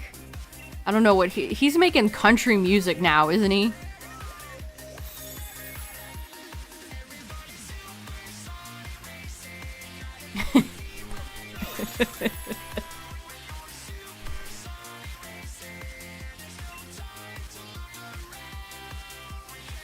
We could get a lot of celebrities on Pokemon stuff next year for the big anniversary, honestly. Yeah, she's on clearance. She's at your local Ross or Marshall's. How do they choose their artists? That's a great question. I would love to know. One of it, I mean, a lot of it is budget. They don't train like us. Could you imagine them getting Kendrick?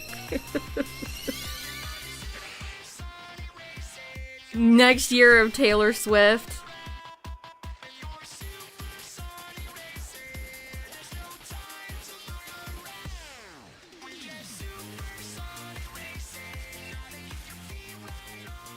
I imagine Taylor is perhaps one of the most expensive people on the face of the planet to get to do a song. So, probably not. Unless she needs money to fund her wedding with Travis Kelce.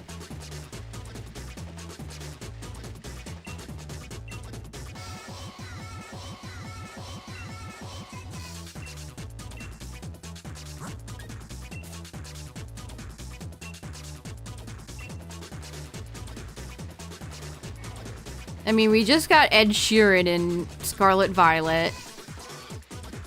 So it seems like they go for more mid-tier, like not people at the top. Like, I don't think we're gonna be seeing like Sabrina or anybody like that. They definitely seem to be picking from mid to lower range popular artists. I mean, Sheeran was very popular years ago, but I don't know how popular you'd really say he is now. I feel like not very. Also, Ed did tweet about Pokemon. He claims to be a fan, so maybe that helped.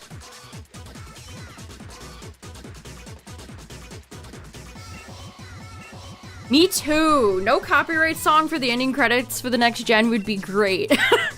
Especially as a content creator, because you bet your sweet bippy I got a copyright claim for the Ed Sheeran song.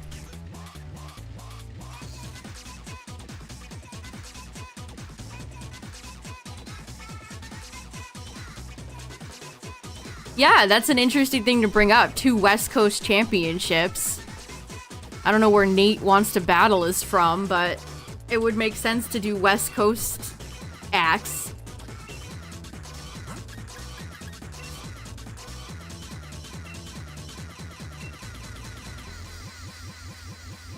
I'm pretty sure the world's... Aren't they... Isn't she married, the world's host, Anna? Isn't she and... Aren't they together?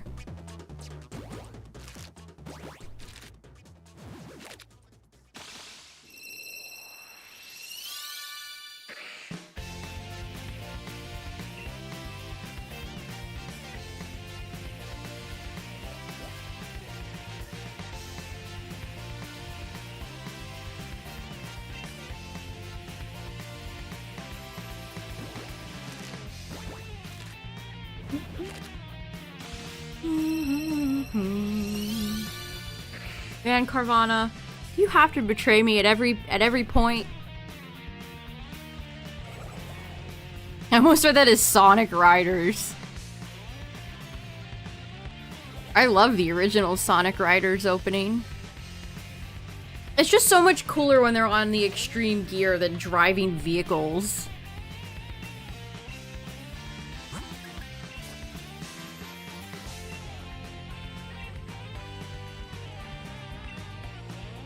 Silver, when Silver wins a race, Silver the Hedgehog.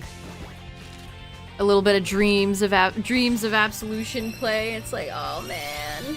I love that song.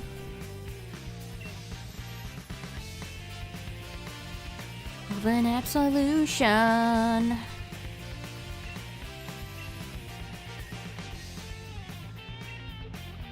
These Sonic Crossworlds can bring in little snippets of music from Sonic Adventure 2, Sonic Rush, Sonic 06.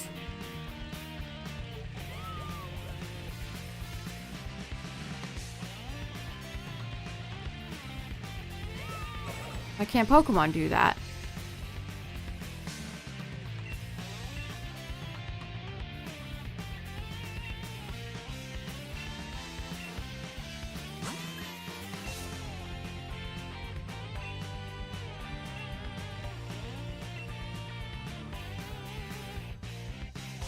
We'll see what they have in store for Worlds next year.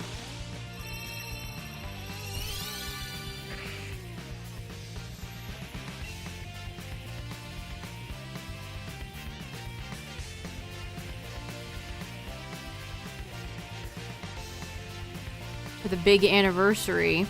Also, speaking of anniversaries, Chad, there is a rumor that we're getting a Nintendo Direct soon. I guess September is, maybe it's Mario time. I'm excited. Like, the next Nintendo Direct, I'm actually a little bit excited for.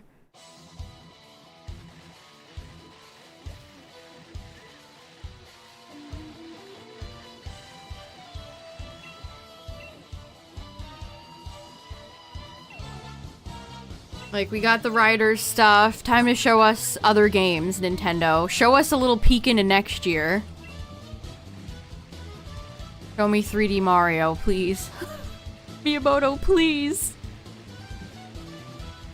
My Marios are starving. Feed them. Afraid of not being kid-friendly. That's definitely... I mean, that's weird because they did get Post Malone. So sometimes I feel like that... I do agree that that's something they likely take into account, but... Then they got Post Malone.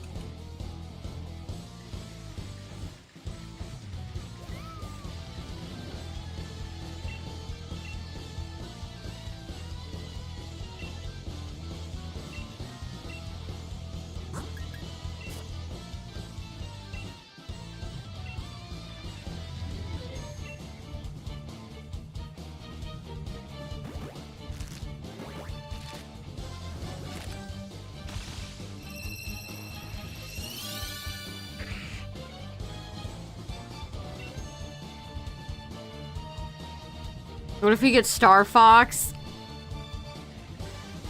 Oh, don't get my hopes up.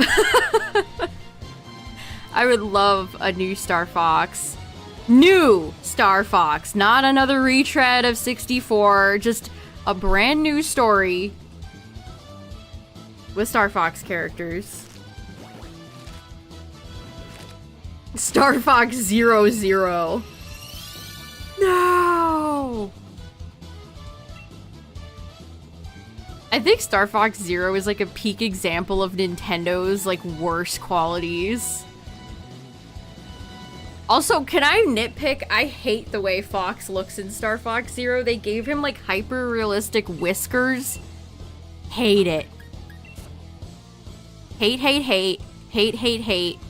Hate. The style they chose for Zero, I just do not like. I don't need Star Fox to look like a little plucky Disney character, okay? I don't need to see his hyper-realistic whiskers.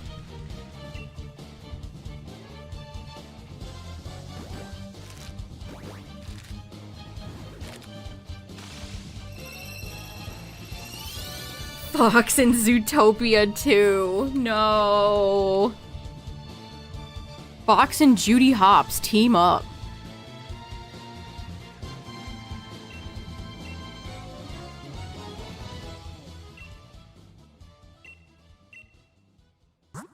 Miyamoto giving the thumbs up. Was that from a late night show? I think that was either a late night show or the Ubisoft convention when they partnered with Nintendo.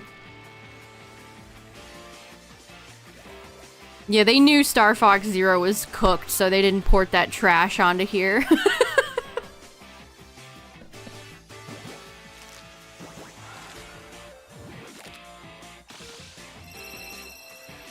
Yeah, we turn the thumbs up to a thumbs down.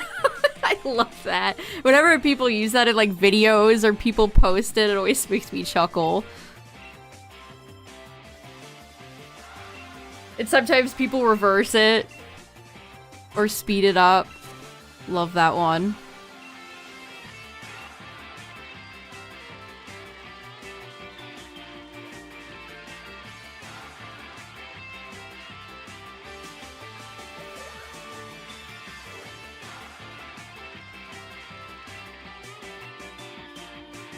Yeah, was this Marnie? Yeah.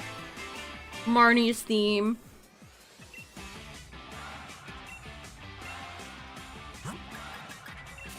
I think Hop's theme is my favorite of the three rival characters. The Switch effect. Yeah, there's still some stragglers from the Wii U. They never brought over.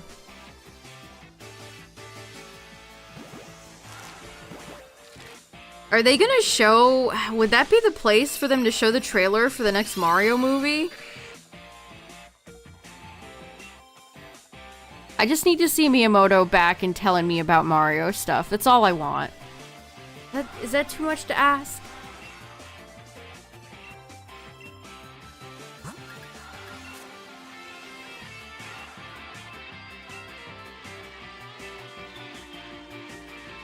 I mean, the Odyssey team did Donkey Kong Bonanza, so I'm so curious. I'm so curious. What is it gonna look like? Who's making it? What's happening? Tell me. Tell me. Oh, you'll find out. I'm about to summon it. It slumped because they waited too long to port it.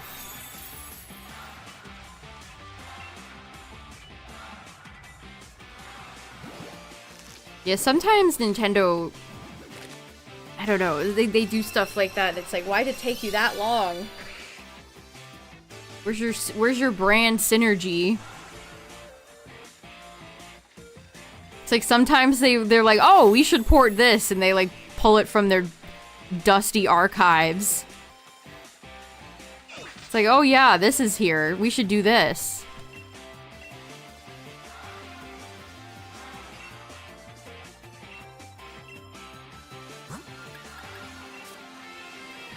Also, is Mario Kart World gonna ever get an update? Bonanza came out and people thought that was gonna mean Donkey Kong and Pauline would get new outfits, so is that gonna happen, or...?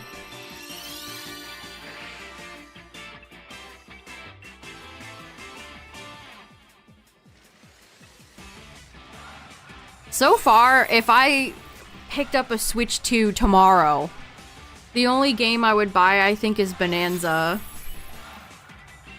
So I'd really like to see them reveal some more Switch 2 titles that I'm actually interested in.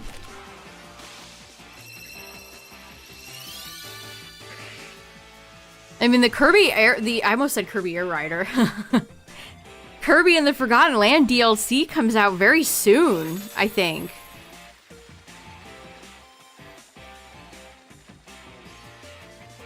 I don't know if it's gonna be worth 20 bucks though. They're selling it with the DLC for, I think, $70 or $80. It's so much money. Nintendo will never let old games ever reflect their cost.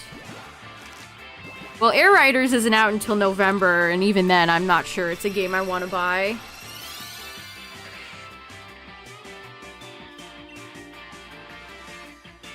When you get your tax refund, you're gonna get a Switch 2. Nice.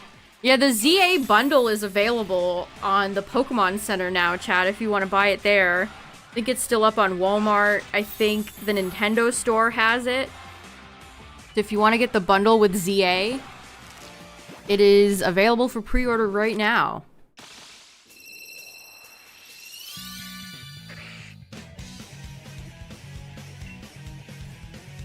Got it to Sephora, some of the physical cartridges. Yeah, all the game key stuff has been sad, honestly. I love ordering a game and then just receiving a plastic container with nothing in it.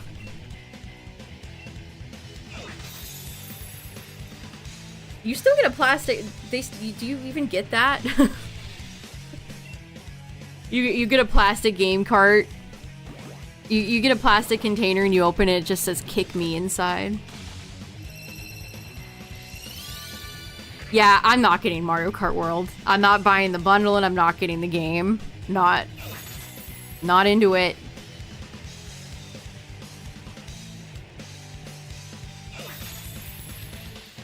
If I want to play Mario Kart, I'll go boot up Double Dash or Super Circuit or 8.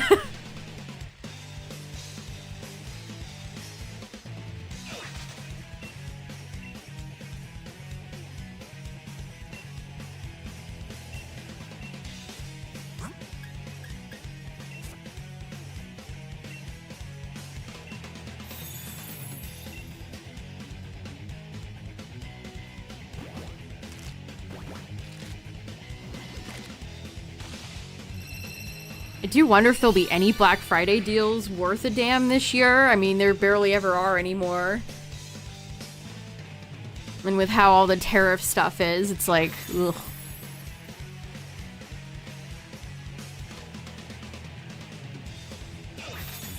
Yeah, that's another classic example of Nintendo's worst qualities. You're gonna play the game how we want you to play it.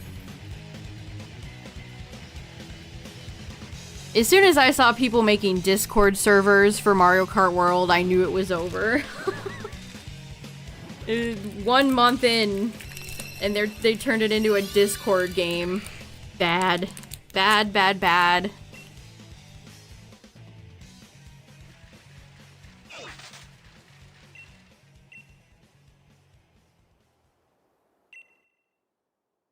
I mean, that's another game that I really question why you make it an open world. Doesn't seem like they really filled the open world with much.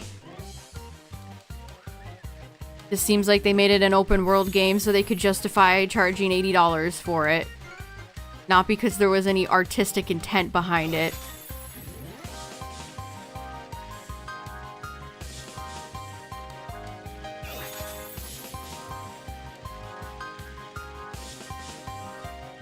But you can play as Cow! It's funny, because it's Cow.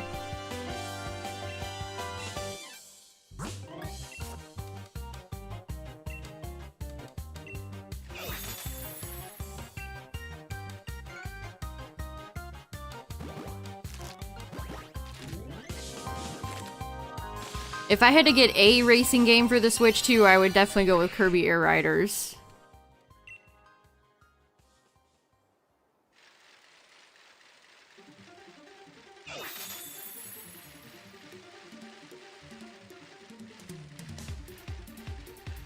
I mean, I hope World gets updates just for, you know, it would be really wild if they just didn't update the game ever with anything new.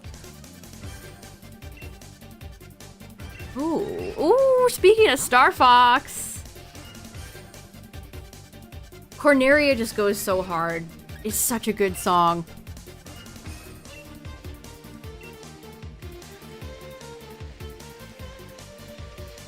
Yeah, Nintendo's still doing their little drip feed of all the GameCube games.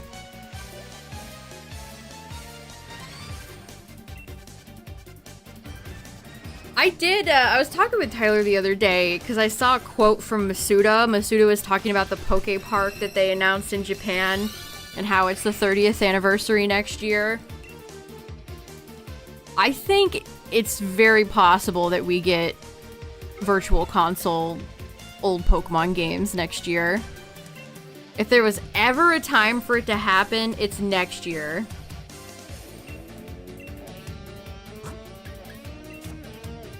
I mean, that's what they did for the last big anniversary on the 3DS.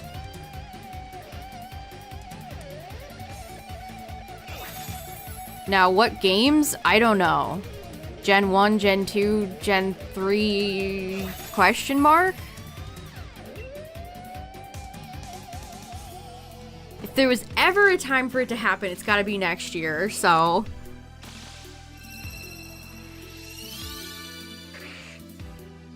I'm not saying it's gonna happen 100%, but I could see it.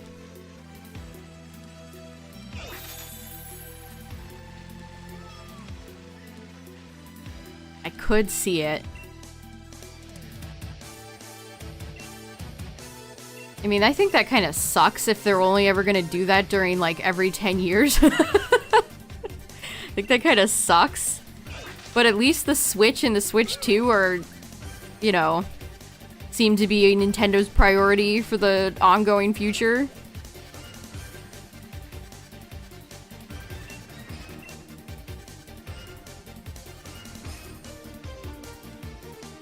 So maybe we won't lose the ancient texts that quickly.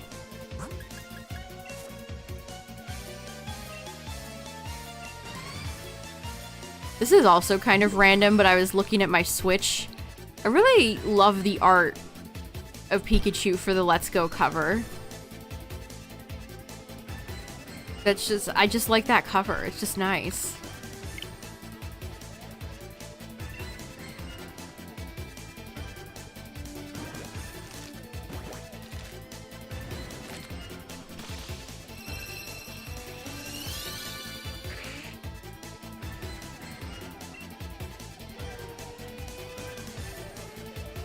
Was it Sugimori who made those?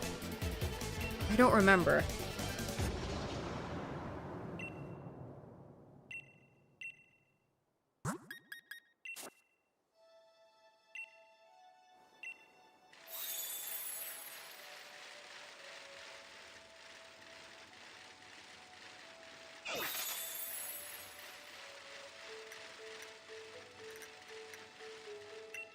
Oh, Stardew music. Man, the screenshot Concerned Ape posted today of Haunted Chocolatier looks so good.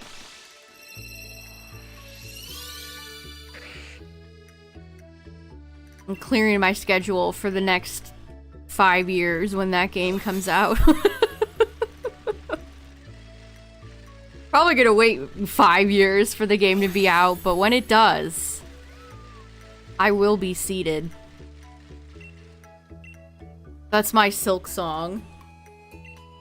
Which the amount of content creators that I've seen that are playing through Hollow Knight for the first time or replaying it, all of a sudden, it's like half my timeline. Everybody wants to get on the Silk song bandwagon.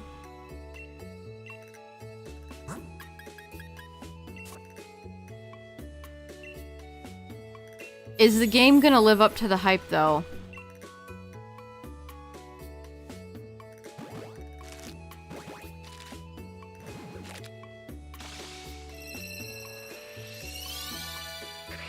You hope not.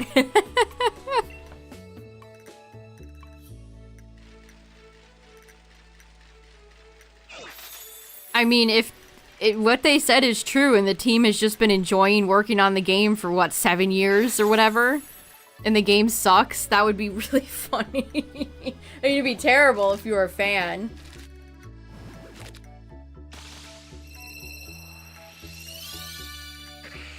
But when you have so much hype and momentum, everybody talking about it, it's hard to live up to expectations, you know?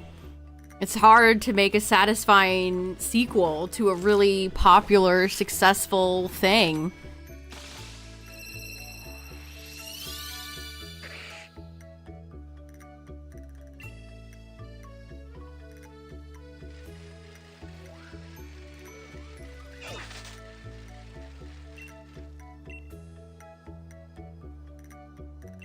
Yeah, I wonder how long the game is gonna be.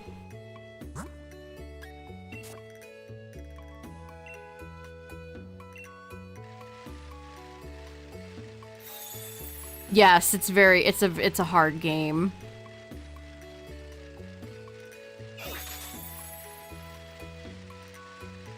Which is a reason I'm never gonna play it. I just don't enjoy games that are extremely hard.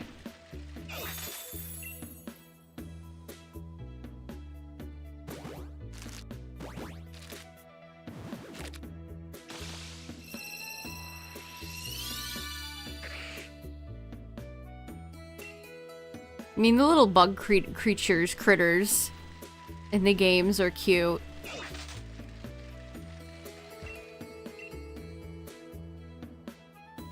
But I don't know if, like, I think it's kind of a gloomy, depressing game. It's not like a... I mean, if correct me if I'm wrong, but... I've watched somebody play through a little bit of it. It seems like a pretty bummer of a story.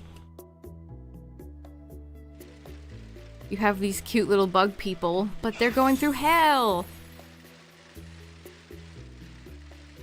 Not a fan of roguelikes. Yeah, that's understandable.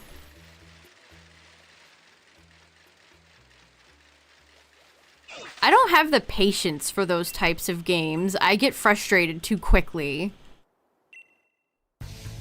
I think is my problem.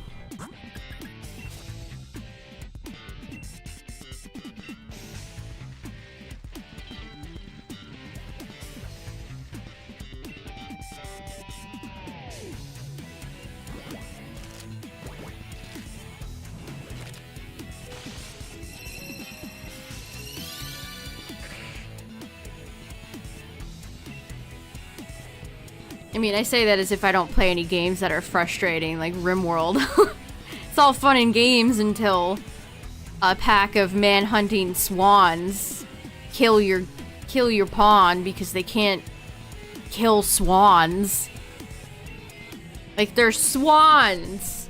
Why are you getting killed by swans?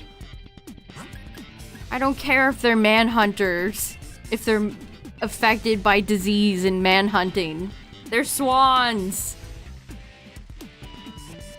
I also had a pack of about 80 guinea pigs blow my shit up once.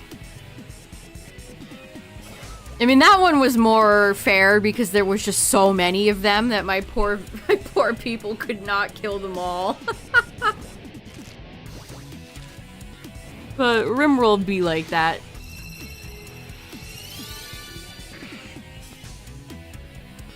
Yeah, you get missions or quests occasionally from trading with other factions, and I got a collection stash that I investigated, and oops, turns out it was surrounded by like 60 man-hunting swans.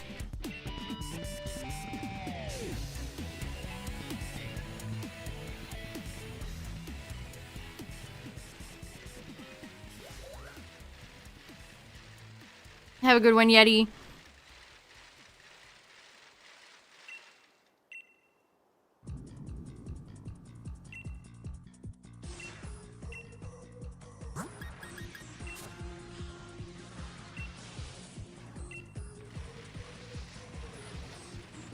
Yeah, I think we'll keep going for a little while longer, but Carvanha just... man. I've had no luck with Masuda lately. You hate to see it. It also doesn't seem to be doing super well view-wise, but that is what it is as well. Every now and then I gotta do a Masuda hunt. It's in my soul, my booper blood. My roots.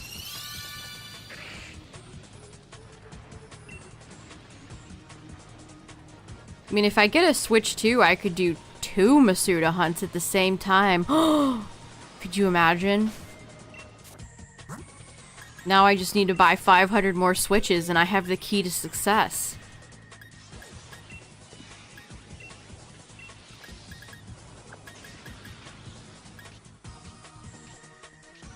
Okay, so I've hatched 1, 2, 3, 4.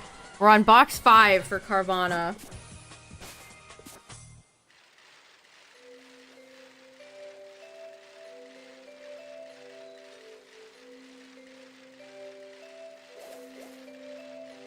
Listen, chat, I might end up getting the ZA Switch bundle. I'm thinking about it. I still don't like the base Switch color, but listen, they're coming out with shells so I could swap off the ugly colors and make it my own. Yeah, Justin, that's exactly it. That's what I was thinking. Because if the Switch 2 goes up in price anymore, I'm cooked. I might actually be cooked.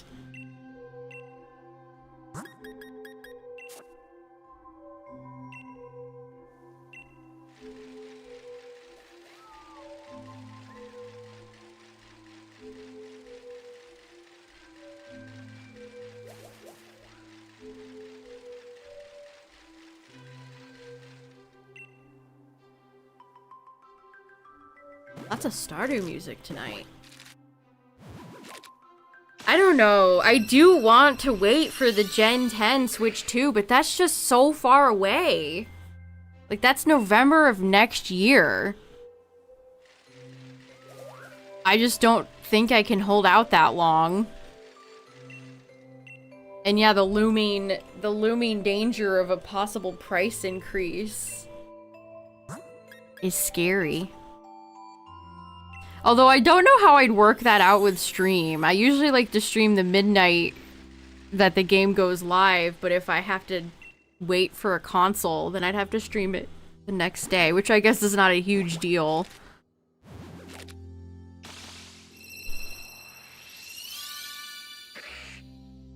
I do kind of wish it was a physical game.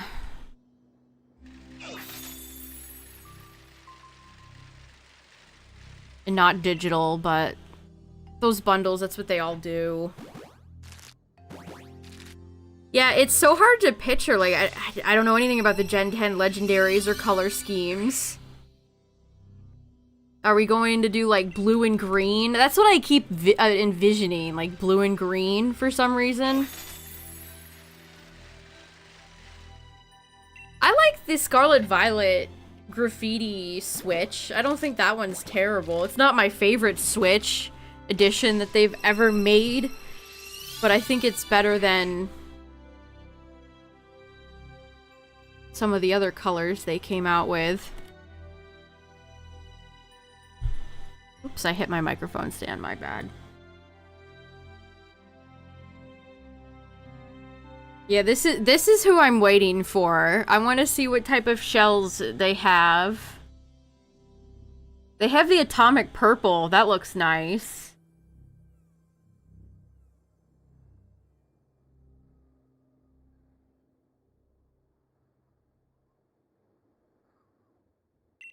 Yeah, the Zashi and Zama Switch Lite, it was kind of... It was okay. I think it was a little bit bland. But it was alright. I imagine it's very similar to the Switch 1, which I've already done a shell swap on my Switch 1, so I have some experience. The Joy-Cons are a different story. But I feel like as long as I follow a guide, I should be okay.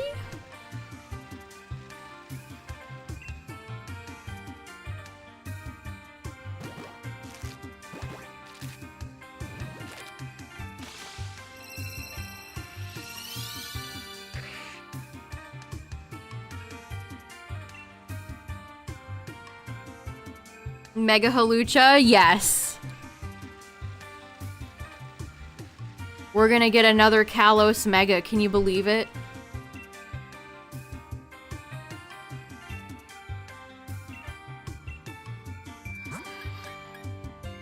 It's not just Diancie anymore. We're moving up in the world. I mean, they have that extreme rate. They have a lot of nice shells for the Switch 1. So if they have a fraction of any of those for the Switch 2...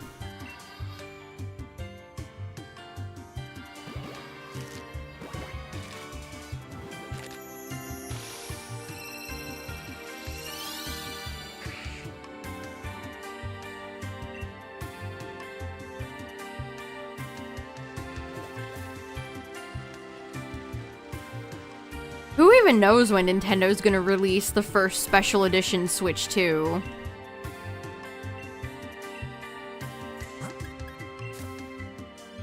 I mean, a new Mario game would be nice, but I still feel like it's too soon.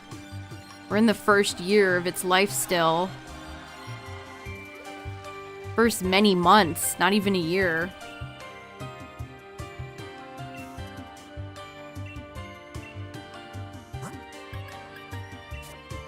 I mean, if I had a Switch 2, then I could do my Regigigas month of Regigigas that I've been thinking about.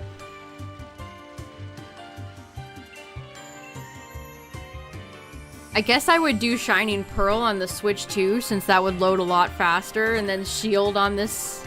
Keep Shield on here.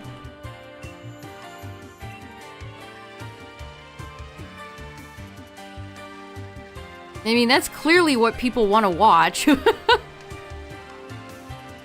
We're never gonna do, like, 64 copies of Japanese Platinum, though, so don't think that's ever gonna happen.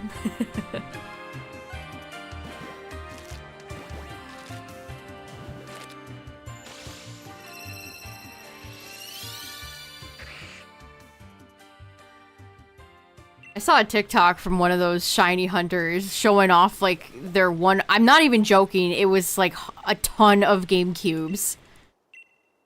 It's, like, overconsumption final boss.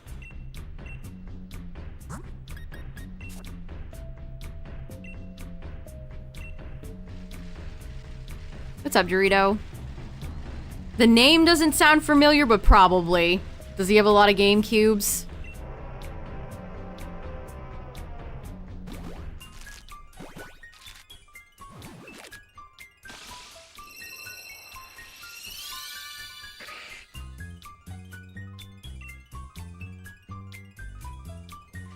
Yep, probably the same guy. Like I said, overconsumption final boss.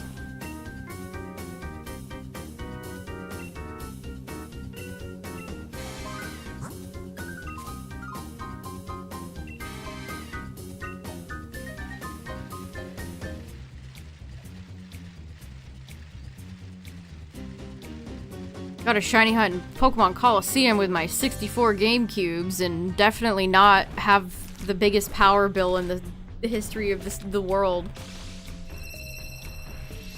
Chill until you pass out? Nice. Nothing wrong with that.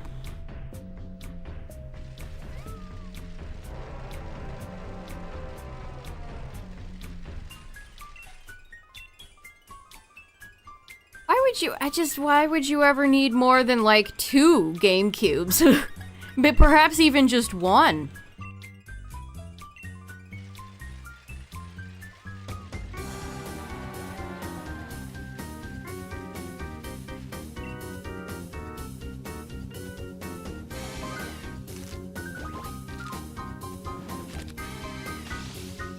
Beep, beep, beep, beep, beep, beep. I don't know how, but YouTube knew we were talking about GameCubes and decided to play some Coliseum music. Appropriate.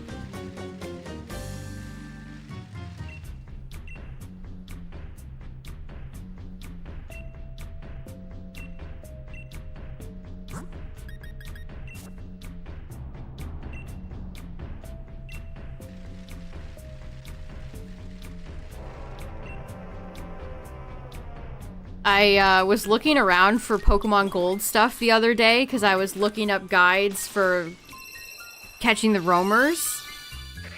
And there was one guy I came across whose channel was just like catching shiny roamers. I'm not shiny hunting them, I just would need to catch them once and be done with it. Raikou is apparently the fastest, so I gotta be ready for Raikou.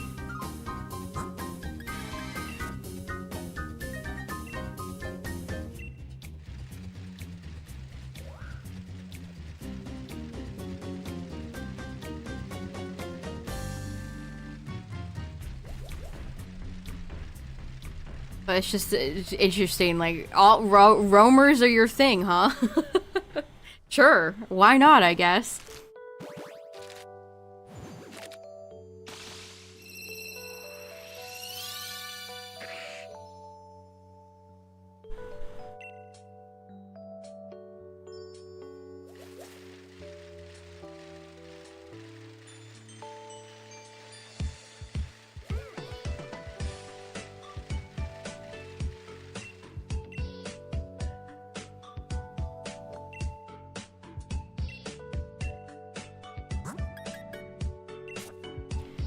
But I think, I'm not gonna use any like super fancy strategies to get the roamers. We're just gonna use a jinx and try our best. I still haven't had my ticket answered for that Team Rocket achievement that the game didn't give me either, which makes me kind of mad.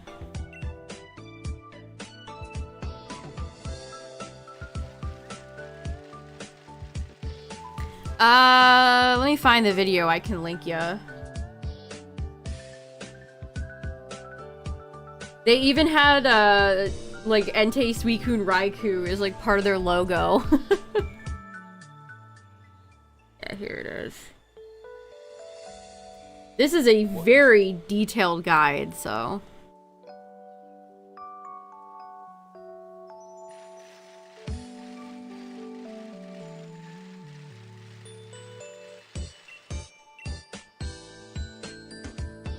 There's a text guide out there, too, that I came across looking for tips.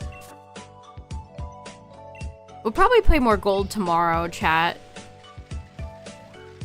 And maybe in honor of Hawlucha or something, we can shiny hunt Hawlucha Thursday. We'll see. I know, it's so sad that GameCubes are so expensive now.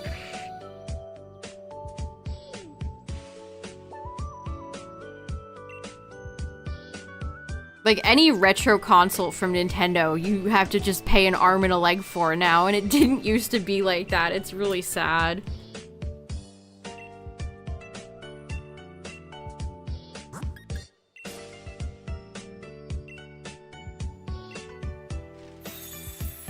Yeah, we need to catch Entei Suicune and Raikou. I do have one Master Ball. So do I use it on one of the beasts, or do I use it on Lugia? I mean, Lugia is static, but it's very high level.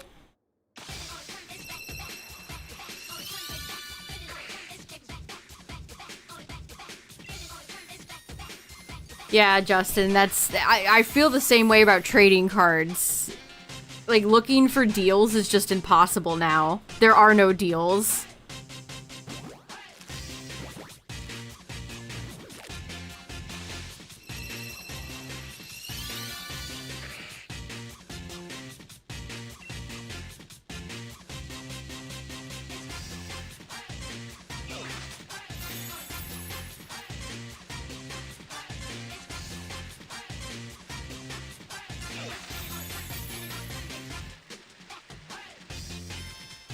They're all in a scalper's basement. Yeah, I could glitch to make more Master Balls. I could also just PKX a few more in. I don't know. I haven't decided what I'll do yet.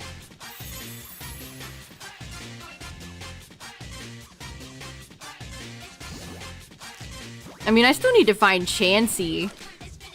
The problem. I have a lot of stuff that I feel like is boring to watch left to do.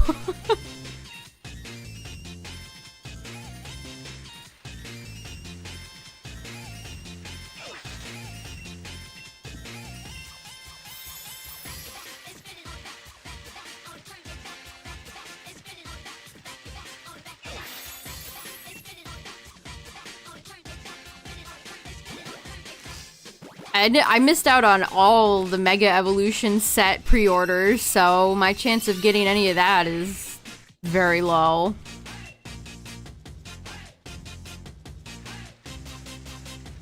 It's so frustrating.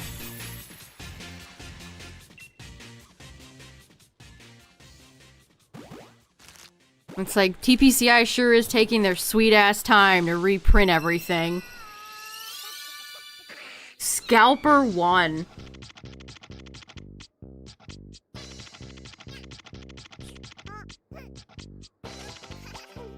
Is there does this imply the existence of a Scalper Thing 1 and Thing 2?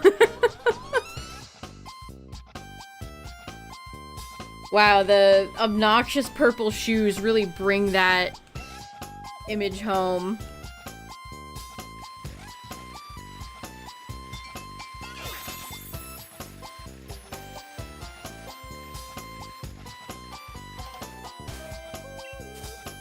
Copped those shoes. I mean, that's where a lot of these scalpers came from, doing shoes and stuff like that.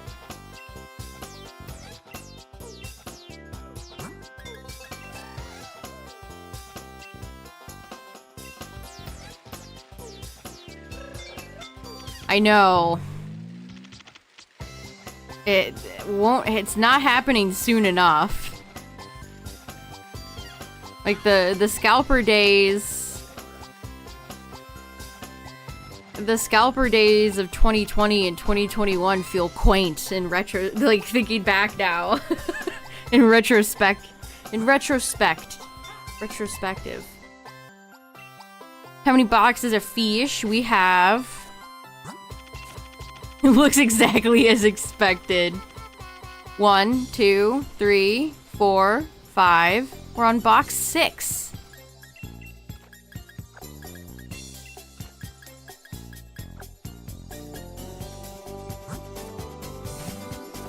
That guy probably hits up that grocery store every day to watch the vending machine. I bet you anything. That guy is probably patrolling that vending machine like an enemy in a Resident Evil game.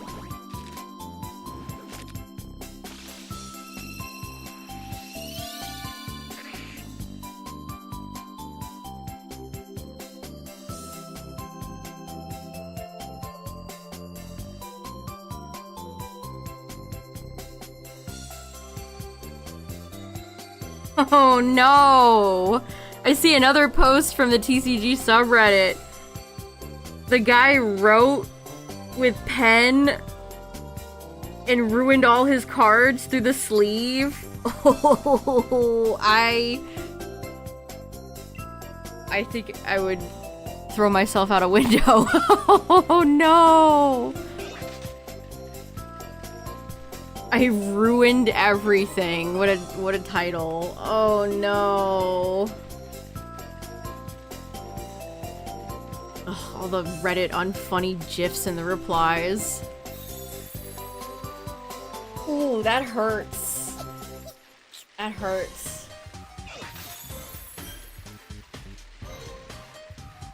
Yeah, don't write with any sort of writing utensil over a card, even if it's through a sleeve, chat. Yikes.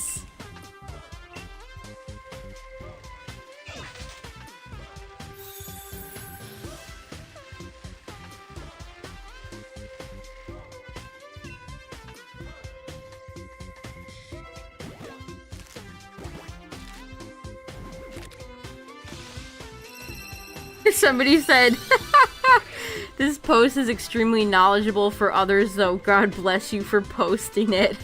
See, if I did something that dumb, it's not seeing the light of day on the internet.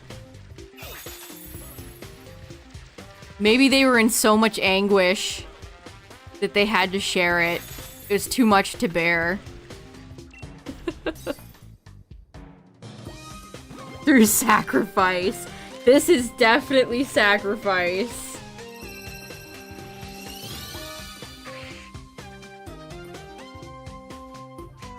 Auto plus karma now.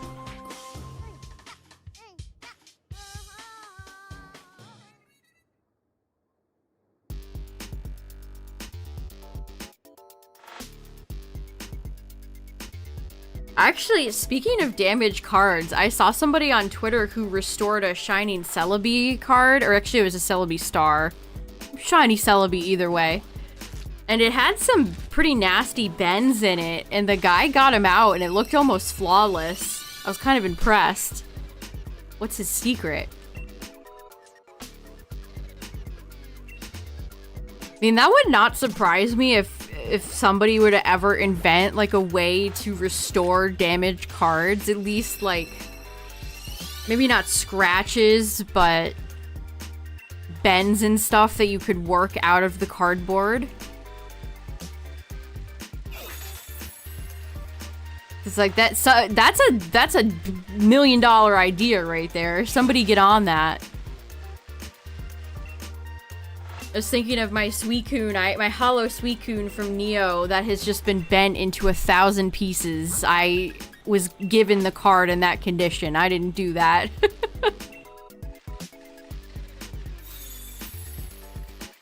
But it's like, hey, wait a minute. If you can fix up cards with bends like that, pretty cool.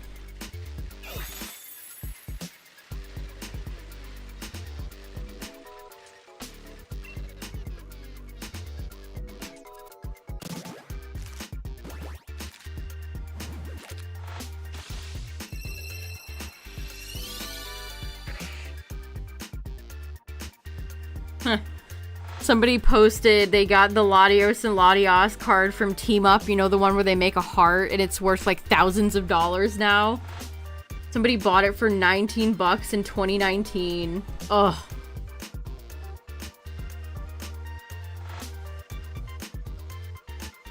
Crazy how many cards were worth nothing until they weren't. Like, that's crazy. That Latios and Latios card is one of, like, the big boys I think about for cards that are worth a lot of money. That card, like, skyrocketed.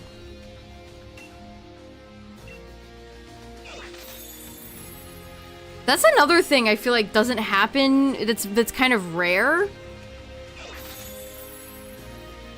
In modern sets, like, cards like Moonbryon were just automatically worth a lot of money when they came out.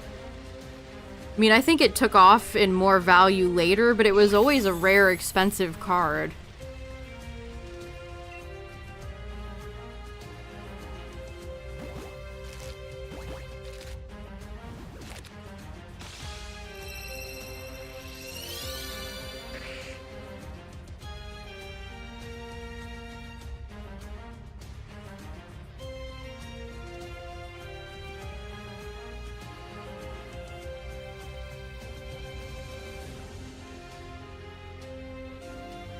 I really want to open more of the black and white set. Ah. Where's the reprints, Pokemon Company? Where are they?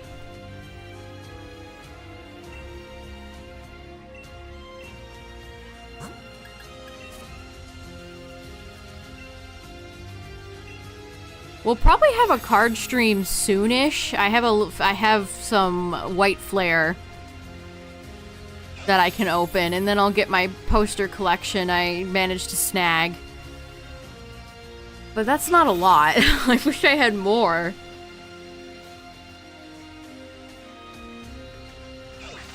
I've just had such little luck getting cards lately.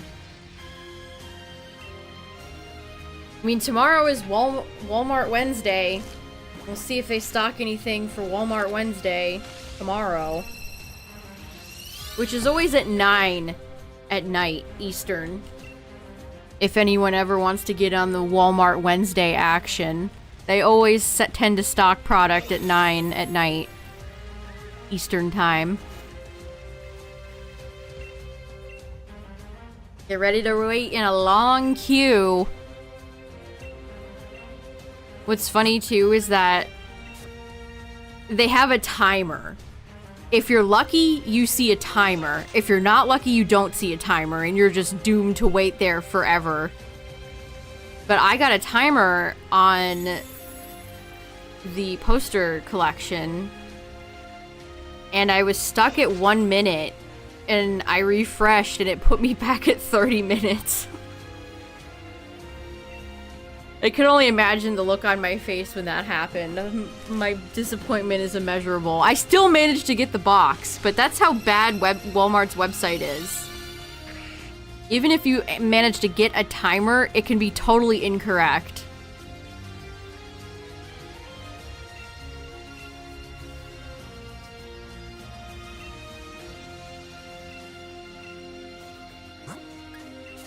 You have to wait a long time, too. Like, 30 minutes? 30 minutes to stand in a virtual line?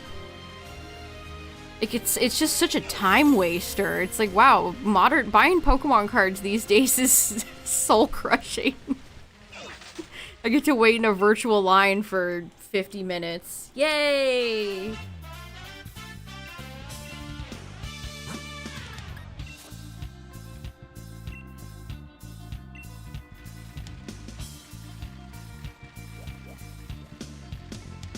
Speaking of soul crushing, I'm not getting Carvanha shiny, so we're gonna get a few more eggs, and then I think I'm gonna be done.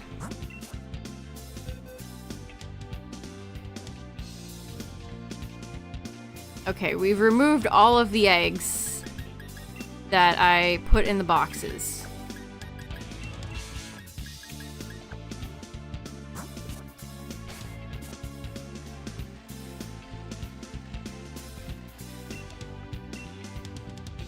Yeah, tomorrow more gold, and then I think Thursday we'll maybe do something Halucha related.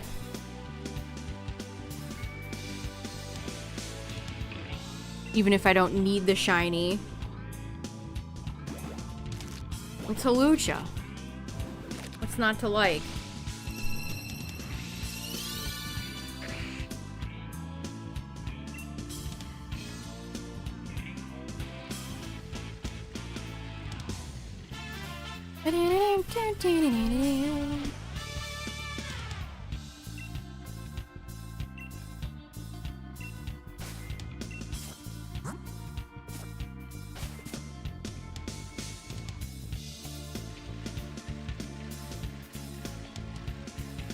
I hate how oval the eggs are on the sign here. Alright, chat. If you had 5 shots to get a shiny fish, would you hatch the shiny fish? Or would you go home and cry? I mean, I guess it's not that serious. Would you be slightly upset?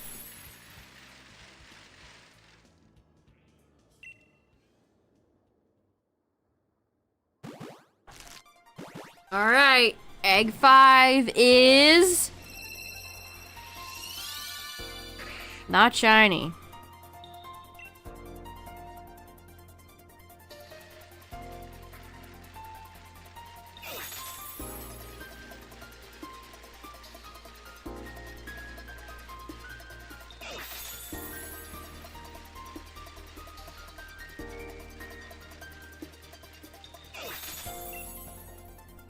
Egg 4 is not shiny. The shinies ain't shining. This is a really good song. I gotta play Battle Revolution on here one day. Maybe before Champions. That would actually be a fun game to play before Champions comes out. Now that I think about it.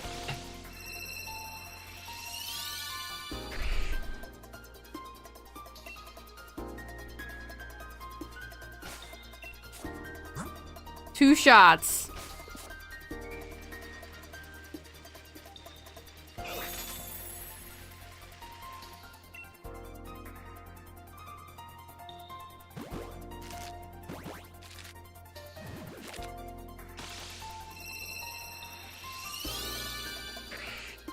Carvanha, why? Why must you do this? Alright, one more shot.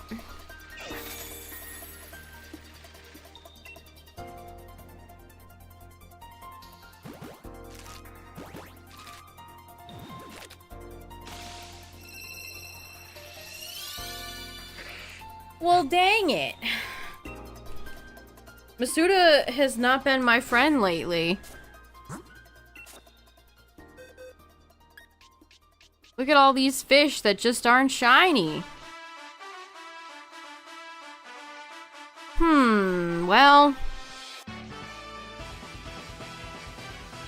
Yeah, the last one I hatched was Natu, which was a fairly long time ago. Yeah, that was a long time ago. Masuda's not that guy. Man, remember Shuckle? This was beautiful. Yeah, all my good Masuda shinies came at the start of the year. I've had jack shit in terms of luck lately.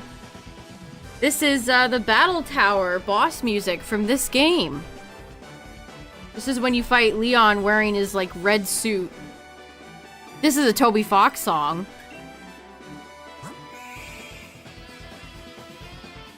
We had Blippi, we had Shuck, we had Pinsir, Datu. I'll still have some good Masudas in here for the compilation, but yeah. Lately it's just been no luck. No luck whatsoever. What can you do?